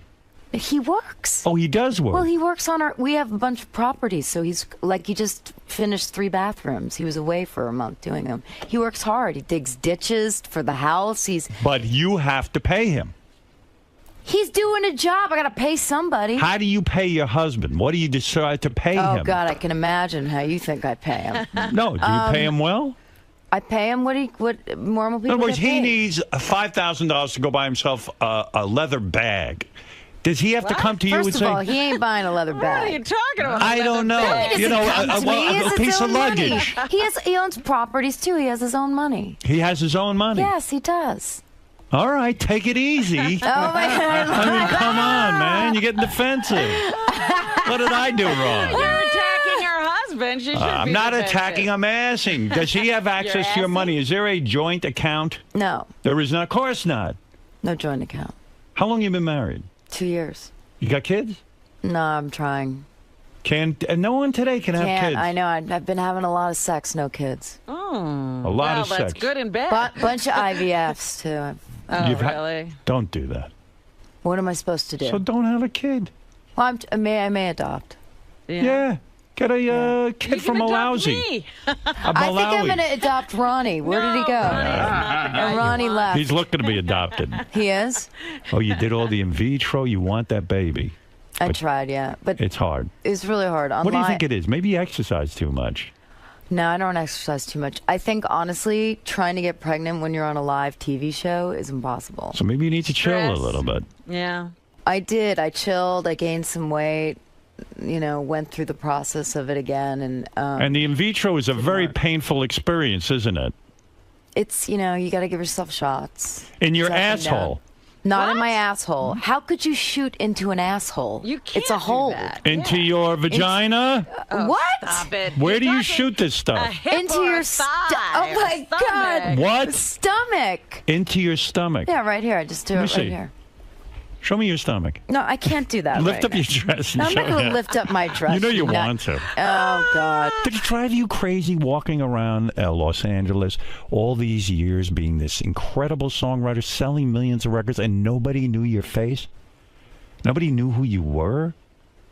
No, I think what was most important to me, honestly, was being financially independent. Yeah. I see. It was about being able to work and make money and be successful. Being able to stay in music, which was what got me healthy, like writing and dealing with my issues. Being able to do that as a living and stay in it and actually make money from it was my primary goal. Who has take American Idol and then step out? Because how do you say no to American? It's like, do you want to go on American Idol and be a judge? No.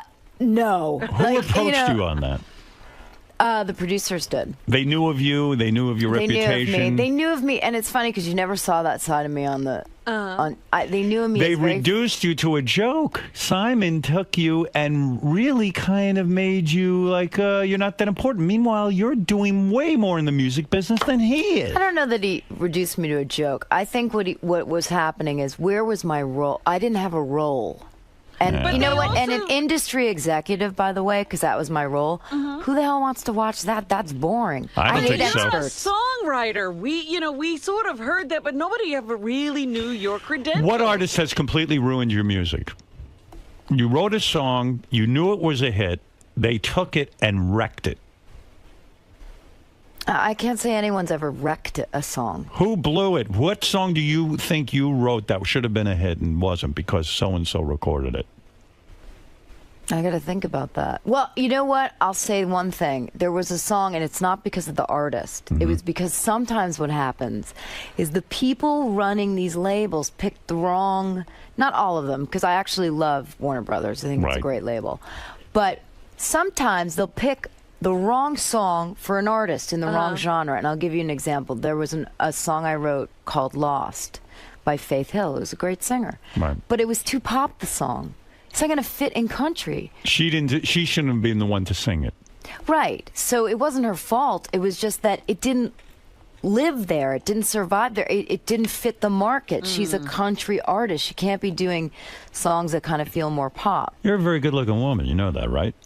Thank you, Howard. I appreciate You're that. very attractive. When you were a kid, when you were growing up, when you were in high school, you probably had everything going for you. You could write music, you could sing, and you were fucking hot. I wasn't doing that then. Yeah, but you probably had an easy time in high school. You weren't unpopular, were you? No, I had a lot of friends, good friends, and I boyfriend? I had a boyfriend in high school. Yes. Started sexually early? I had sex at 15. 15. Hold on. What? Go ahead. Hold on. Let me tell you the rest. Yes. So I kind of did it for him because he was more sexually advanced than I was. And then I didn't do it again until I was 19, and I went to confession. And You're a I had to Catholic do girl. like 1,000 Hail Marys and Our Fathers. And my father was looking at me like, what the hell have you done? What is, because that's how your parents would tell. You reveal in your new book, and by the way, I should plug the book. It's a hell of a high note. It's in stores now. You reveal in the book that you were raped by a record producer. Now, after an experience like that, which when I read the notes, I got really sad for you. I mean, again, it sounds like 𝗵𝗄𝗿𝗍 saying, like, you go in, you were probably, what, a young kid? How old? Like maybe 28, 29. 28, 29. You're a good-looking woman. You walk in there, and all you're trying to do is sell songs. You're trying to make a living. Some fucker, I don't know who the guy is. I don't know if you name him. No, I don't. No. Why is that you name him? Because if you make it about one person, then it's about that person, and it's not an experience of all the other people that have gone through this. Yeah, but why don't we out these people? I don't understand Was this that. I was person talking. ever punished? I'll tell you, I walked straight up to him in a club. The 2 days later, well, the day after I stayed in bed, because I was Sure. just like freaked out. The day after that, I went out with a producer I was working with at the time, this guy Steve Morales, and it just so happened that the guy was in the club, and I walked straight up to him and said, "I know what you did to me." And he looked at me and laughed and said, "You wanted it, honey." Oh. And the producer, hold on, this was really important because I had been through this thing as a kid with my mom, and she didn't kind of stand up, and You had been, and you're referring to, here, I'll take you through this because this is difficult. When you were a younger kid, you were molested by a family friend. And you were how old? Around 11. 11 years old. And this guy got you alone. He touched you in inappropriate places. Did he have sex with you? No. No. He didn't force you to give him oral or anything like that, but he No, molested just you. He touched touching you me, and all of that. And so when you went to your mother looking for protection, you said, "Mom, this is happening to me," which most young girls don't. They're afraid. Because usually the molester says, "I'm going to kill your parents if you tell," and this and that. But did he try any of that on you? No. So you went to your mother. You trusted her. And you opened up to her, which is difficult. She basically ignored it. It was,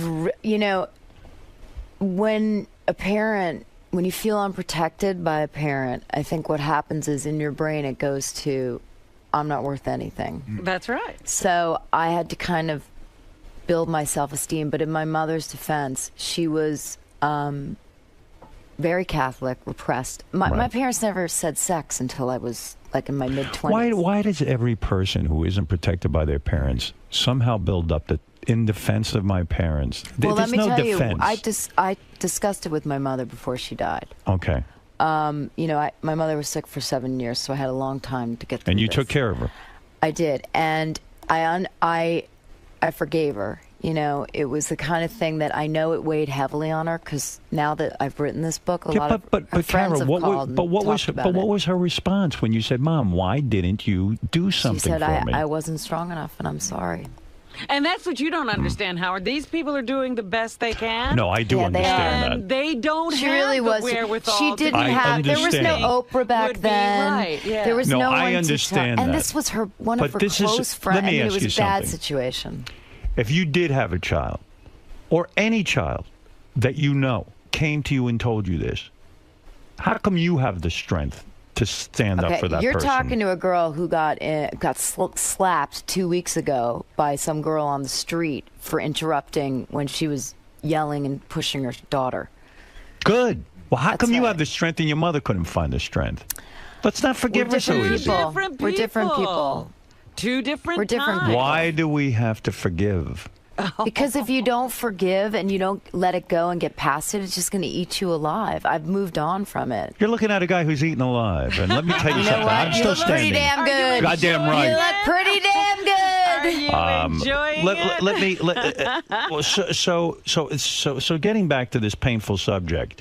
So you had been through this, and I don't understand what happened with this record. You Okay, go so in, this is what happened. So I go up to him and I say this, and he laughs at me. But the producer I'm with sees this, the guy that I went to and goes up to him and goes, "You fucking ever touch her again, I'm gonna fucking." And so he stood up for me. Right. And it was this amazing moment where I just felt like so protected by him. How did this guy rape you? Were you on a date with him? Yeah, I was on a date you were with on a him. date. So what happened was he had been acting like he was so interested in my music and that I was so talented, and I was, down in Miami and I didn't have any friends there or anything, and I was working all the time, and he seemed really nice. He had, a daughter, I don't know what age, but he seemed like a good he was dude. divorced, but seemed like a good guy. Right. And, we went on a date, and then, Where did he take you on the date? Dinner? Yeah, a restaurant. Drinking a lot? No. Okay. No. And it just, at the end, we went back, and I guess... Where, his room? No, he walked me to my apartment, because I had Right. rented an apartment, I had an apartment there. And we started, kissing, whatever, but I was like, no. Date didn't wanna rape is go a very that far. strange thing. Right. Because you don't realize it's happening to you because it's not a stranger. It's someone who you actually thought you knew. That's right. And so, you know, before I knew it, he's like, it was just you. He's you're kissing frozen. you, and then all of a sudden, And I'm like, no, and you said no a million times. And he kept kind of pushing it. Yeah, and then and he pushes himself into you. right. I'm not sure that he. I don't think there was, you know.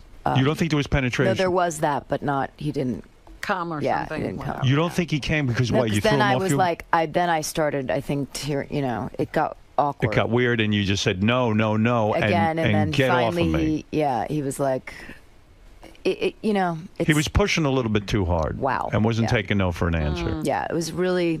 The fuck is wrong with guys? Why does a guy get off on? Well, you know, I know it's not about getting off there. It's a power trip. But in his mind, he literally thought that's what I wanted. Because I went up to him and I was like, I know what you did to me. And in that moment, for whatever it was, I got some power back. Mm-hmm. Would have been nice even if he could have said to you, you know what, I got carried away. And I would have understood that. That you would have responded If he said to me, you know what, I thought about it and I was, I was right. I that was a little too wrong. aggressive or whatever. But no, he said you wanted it. Yeah, clearly And by you the way, wanted it. here's the thing. It's like, I really was, all I cared about was doing my job and getting my songs on records. I was like a scrapper. I mean, that's what I cared about. I did not care about. So I after- never had sex with any guy I ever met on the first date. The guy who yelled at him for you, did he try to have sex with you? No. Because that would have been my move. No, he I would have didn't. yelled at that guy. and go, what about me? No, he didn't. I calculate everything. No, I go, I'm going to yell for her, and I'm probably going to get in her pants Oh tonight. my God, no, he totally How didn't. long did it take you to actually go on a date with a guy after something like that happens to you and actually trust a guy and get into bed with him? I think what happens is you get into the wrong relationships because it just reaffirms that I'm not worth any, you know, that thing that I was coming back from. You know, I had to, most of my career, I've been building back my self-esteem, you know, coming back from where I was. And that's why I used all those things to write Walk Away, you know, because I did get into a bad relationship. But I finally got it right. I'm with a great guy now, and that's why this book, I think, is important. Doesn't date rape taint every relationship you have with a man? Aren't you sort of expecting that every man is an animal? I think what it does is it makes it very hard for a person to be intimate. To Right. truly, like, it's one thing, you know, when you first meet someone you've been dating and then you start having sex, right? And it's like that new thing. But once it becomes like something you've been doing with them, it's the intimacy that keeps you together. I love that challenge. I wish I had met you right after that. Really? Because I love the challenge of making someone feel trusting. The strangest thing you've ever I've done it 3 or 4 times in my life. Really? Absolutely. You know what? I'm I actually terrific could at see that. that. I'm a cleanup guy to batter. date after date rape. Many women have come to me after date rape and said, you know, I'm talking with them. They tell me about it. never And I knew go, this about now you." here's a challenge for me. Oh my God, you're a sicko. I And love I never knew that about I nurse women back to health. it. You do? I wish I could have Shit, nursed I you. wish I'd known you. I wish That's I knew right. these women. I don't even know them. I know. Oh God. The book is called A Hell of a High Note. It's in stores now. Carol will be signing copies of her book at the Book Review in Huntington, New York. This is a very important appearance, and you will get to see her. You will sign everything, and you will sit there and sign everybody's book, right? Not only will I sit there and sign it, I'll take pictures and photographs. And Will you kiss them? talk. I hug and kiss all. You of them. do. Not French. No French kissing. No, just. Well, then you haven't gotten over your situation. No, you're there. right. You need God, me to. what kind of a book signing on. would it be unless there was tongue? Total orgy. I had anal with all of the people online at my Did book you signings. really? Absolutely. Oh that's why you're my ass walking was weird. so sore. I know. That's why. That's what's going on. May 7th at Does noon she at Book still Soup. have people coming up and singing to her? Yeah. Because You know what's so Now, cute? you're going to be on a new show, right? You're Yeah, going to have Platinum Hit. where you're a judge. I had judged on a songwriting. But this makes sense because it's a songwriting Songwriting. competition, and you're a songwriter. Yeah. So this should be good for It's you. really actually. It's a great show. Maybe you'll get to shine, and you like this better because it's pre-taped, so that you feel it can be edited and. Yeah, that's got its own issues because I have a lot to say, but they edit everything down. What the fuck is wrong with Paula Abdul? Go ahead. Really, what is wrong? What are you still friends, or you got the I just saw her 2 weeks ago. American Idol experience ruin your friendship for a while? I think it was tough for Paula to arrive on set one day and then for them to be like, "Oh, by the way, there's a fourth judge." Like you were very close. This is interesting in your book. Your book makes a lot of interesting revelations. When you were hired for American Idol, Paula Abdul was already working there. She was a good friend of yours. The type of friends that you guys go over her house and hang out and all this other stuff. Not for years, but we'd spent a really close amount of time writing together. But you have to understand, friends like, my friend from high school, whatever, that I still see, and then there's celebrity friends where, you're friends for a minute and then they go off and they do their things. It's not the same. But she was insulted. She showed up the day on the set. She should have and been you were insulted. there. All of a sudden there was a new judge. Yes. And really, she shouldn't have been any more insulted than the men, but she was, because she was a woman. You were the new woman judge. Well, I'm sure Randy was sort of like, "Hey, what's going on here, dog?" Why didn't they sit them down and tell them? What were they afraid of? I really don't know. And she was angry with you because you didn't call her ahead of time and tell her. But as you say, hey, I wanted the job. I didn't want to lose my job. She never said to me, "Why didn't you call me?" She was more like, what the hell is going on here? Like, there's some crazy I mean, it was literally like they were relighting the table. Where did you see her a few weeks ago? At the awards, the Logo Awards. Logo Awards. And she was friendly with you? Yeah, totally. We said, "Hey, how you doing?" You're telling me they surprised Simon, too, with you as a judge, or they didn't tell him ahead of time? They told him. Knew. He knew. He gets to know, the other two don't. Oh, no wonder they were going nuts. Paula is probably devastated. Her show went off the air. She was a judge. She was going to do it on her own, and now, boom, over. I think she's going to be on X Factor. Simon has said he wants her for X Factor. Oh, he does.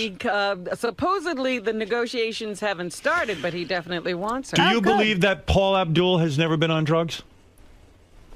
I think she said that she's been not on like drugs like pot or coke. I think she said she's taken some pills for her back. Do you think she's loopy? I think that Paula is creative, and I think that, she's just, that's her energy. Sometimes. You don't think it's ayahuasca or any of this stuff? What's ayahuasca? You know full well what it is. I swear to You've God, never been to Peru and had an ayahuasca treatment? What? It is a leaf. It's an herb. An ayahuasca? That's right. I grew up, my parents said marijuana, so I don't know. Ayahuasca's the new thing now. But it does say in my book how I got, You got stoned at Paula Abdul's house, and she claimed the pot brownies you found in her refrigerator were put there by someone else. Do you believe that for a minute? I believe that 100%, and I'll tell you why. Why? Because they were frozen there, right? Nobody knew what the hell they were. The maid took them out to de-thaw them. And then she ate one and ended up in the hospital. I ate 6. I couldn't even walk. For 3 days, I missed Father's Day. My father's like, "What the hell? You got to be in the music business with a bunch of drug addicts." You're a wild chick, I bet. I bet you that, you revealed a lot in your book, but I bet you've probably been with another girl. I've kissed a girl. Yeah. And I liked it. You've kissed a girl? You never got full blown on lesbo I kissed a experience. girl. Ever been to an orgy? No. Ever have 2 guys at the same time? Hell no. Nothing. What's the weirdest thing you ever did sexually? Anal. You said that. I didn't say that. You're not up for that? Oh, God. What was that? That's you clearing out. Oh, my God. It would be way louder than that. When you make love to a man, will you ever play with his buttocks? Oh, yeah. You will. You'll put a finger in there. You will, won't you? How dare you? You do? You have the most fun job, Robin. I do. Literally, this is the gig right here. I used to think it was Kelly and Regis, but now I'm thinking this is the gig. This is the gig. This is the gig. This is We're all the having a gig. party. Can you make that sound again? No, not with that. That one. That's actually me. Oh, my God. That's like music to my ears. Sometimes do you ever say to yourself, I imagine it was really difficult in the beginning to get credibility as a songwriter. Like someone's going to go, "Who's this person? Why would I sit there and write a song and with also them?" with a name like Diaguar, I mean, it's a nightmare. Cara Diaguar, for How TV? did you get your credibility? Did you have to write a song on your own first, and then when you have a hit song first, and then the people will write with you? Not just one hit song. You got to have a few. How many songs did you have to write before you actually got credibility, where people would turn to you to help them It was write? the Enrique Iglesias record that changed my life. Enrique Iglesias record. Oh, this cat, man, forget it. What did he do to you? You know what he did to me in the Jingle Ball down here? No. What? So the first year after I write the escape, I said to him, he said, "Oh, I'm doing the Jingle Ball. Oh yeah, Jingle Ball. In Madison Square Garden, everybody there." I'm like, "Oh my God." He's like, "You come." I'm like, "Great." Yeah. And we get there. He's like, "You want us in the backgrounds?" I'm like, "The backgrounds? You mean on stage?" "Yeah, you sing the backgrounds. You wrote the part. You could do it." I'm like, "All right, great, but just cut the mic so no one hears me, because I don't remember all the parts." So I get up, I got a coat on, right, like a big bulky coat. I'm sitting there singing. Oh, next thing I know, these two people next to me that were wearing a jacket rip the jacket off. They're in skimpy little outfits and they start salsaing, and I'm sitting there frozen in like a wool coat, not moving, and I'm like dying. I turn around, run off the stage, and the security guy goes, ma'am, what's going on here?" And he quarantines me. He thought I was a craze fan. Enrique gets off stage and I'm like, "Enrique, man, tell this guy what's up." I never saw her in my life. Oh, wow. I've never seen her in my life. And they threw you out? No, he finally said, "But this guy's crazy." We'd be in the limo, and he'd say, stop it, you're hurting me." And the limo guy would turn around, and he'd go, she's hurting me. And he'd get out of the car to get me, and he'd jump in the front seat and drive away. You know, when you just stood up to tell that story, we caught a panty shot. Really? We saw some panty. What? Show me. Show you panty? You're out of your Wait a mind, second. man. Get out of your You don't mind. have enough money No, for that. show me on camera. Let me see what happened. Oh, They're yeah. saying Like, they caught something. Wait, they say they caught panty. Let me see. What are they talking what? about? They Who don't have said it? I don't know. If you guys caught panty, my checkbook, I'm writing a check, 'cause I need that Good. panty shot. Well, all right, let's. The new book is called A Hell of a High Note. It's in stores now. A couple of quick phone calls, and then I'll let you out of here. Let's go to Rick. Rick in Pittsburgh. Go ahead. Hey, thanks, Howard. Carol, why do I suspect that you like to have your ass spanked during sex? Is that true? Why does he suspect that you like to be spanked? Are you? Oh, my God, did my husband call you? Yeah. Is that something you enjoy? Rough, Do you like rough sex? You like to be choked? You like to be spanked? Anything going on there? There's Choked and spanked. Yes. Nothing wild with you. I mean, sometimes my hair pulled, I guess. Yeah. Are you highly orgasmic? I don't know what that means. Someone told me you like to be called anti-Semitic names while you're having sex. What? Is that true? You're out of your freaking mind. All right. Yes. The panty shot is ready. All right, What? let me see it. There, let me What see it. panty shot are you? Look, take a look at the camera. I mean, take a look at that monitor. Let's see. Whoa, I saw a little something. I don't know. Right there. You guys have a camera right up my panty. Not up your panties. It's right over there. Listen, it happened. You guys are a bunch of sickos, man. Are you joking? Well, it's not bad. At It's least not there's bad. not You look hot. cellulite or anything. Oh, yeah, there it is. Oh, now I see it. You're wearing white underwear, and it's sexy. Thank God I wore underwear. You're a very sexy woman, I'll tell you. Oh, really? Thank That's you. right. You can write about this in your next book. That I said you were I was sexy? No, that you had a panty shot. Paul, go ahead. Good morning. I wanted to see if you guys had watched the Voice show last night. I watched a little bit of it. I didn't see it, no. Was it good, Robin? It was interesting. All right. Yeah. Let's go to Tony. Tony, go ahead. Hi, thanks for taking my call. Cara, I just want to say I Googled you as soon as you appeared on the show, and I just thought it made for a much better experience. I really respected what you had to say. You mean when thank she was you so on American much. Idol? I really appreciate that. All right. I really Also, appreciate that. I have one other thing I want to say quickly.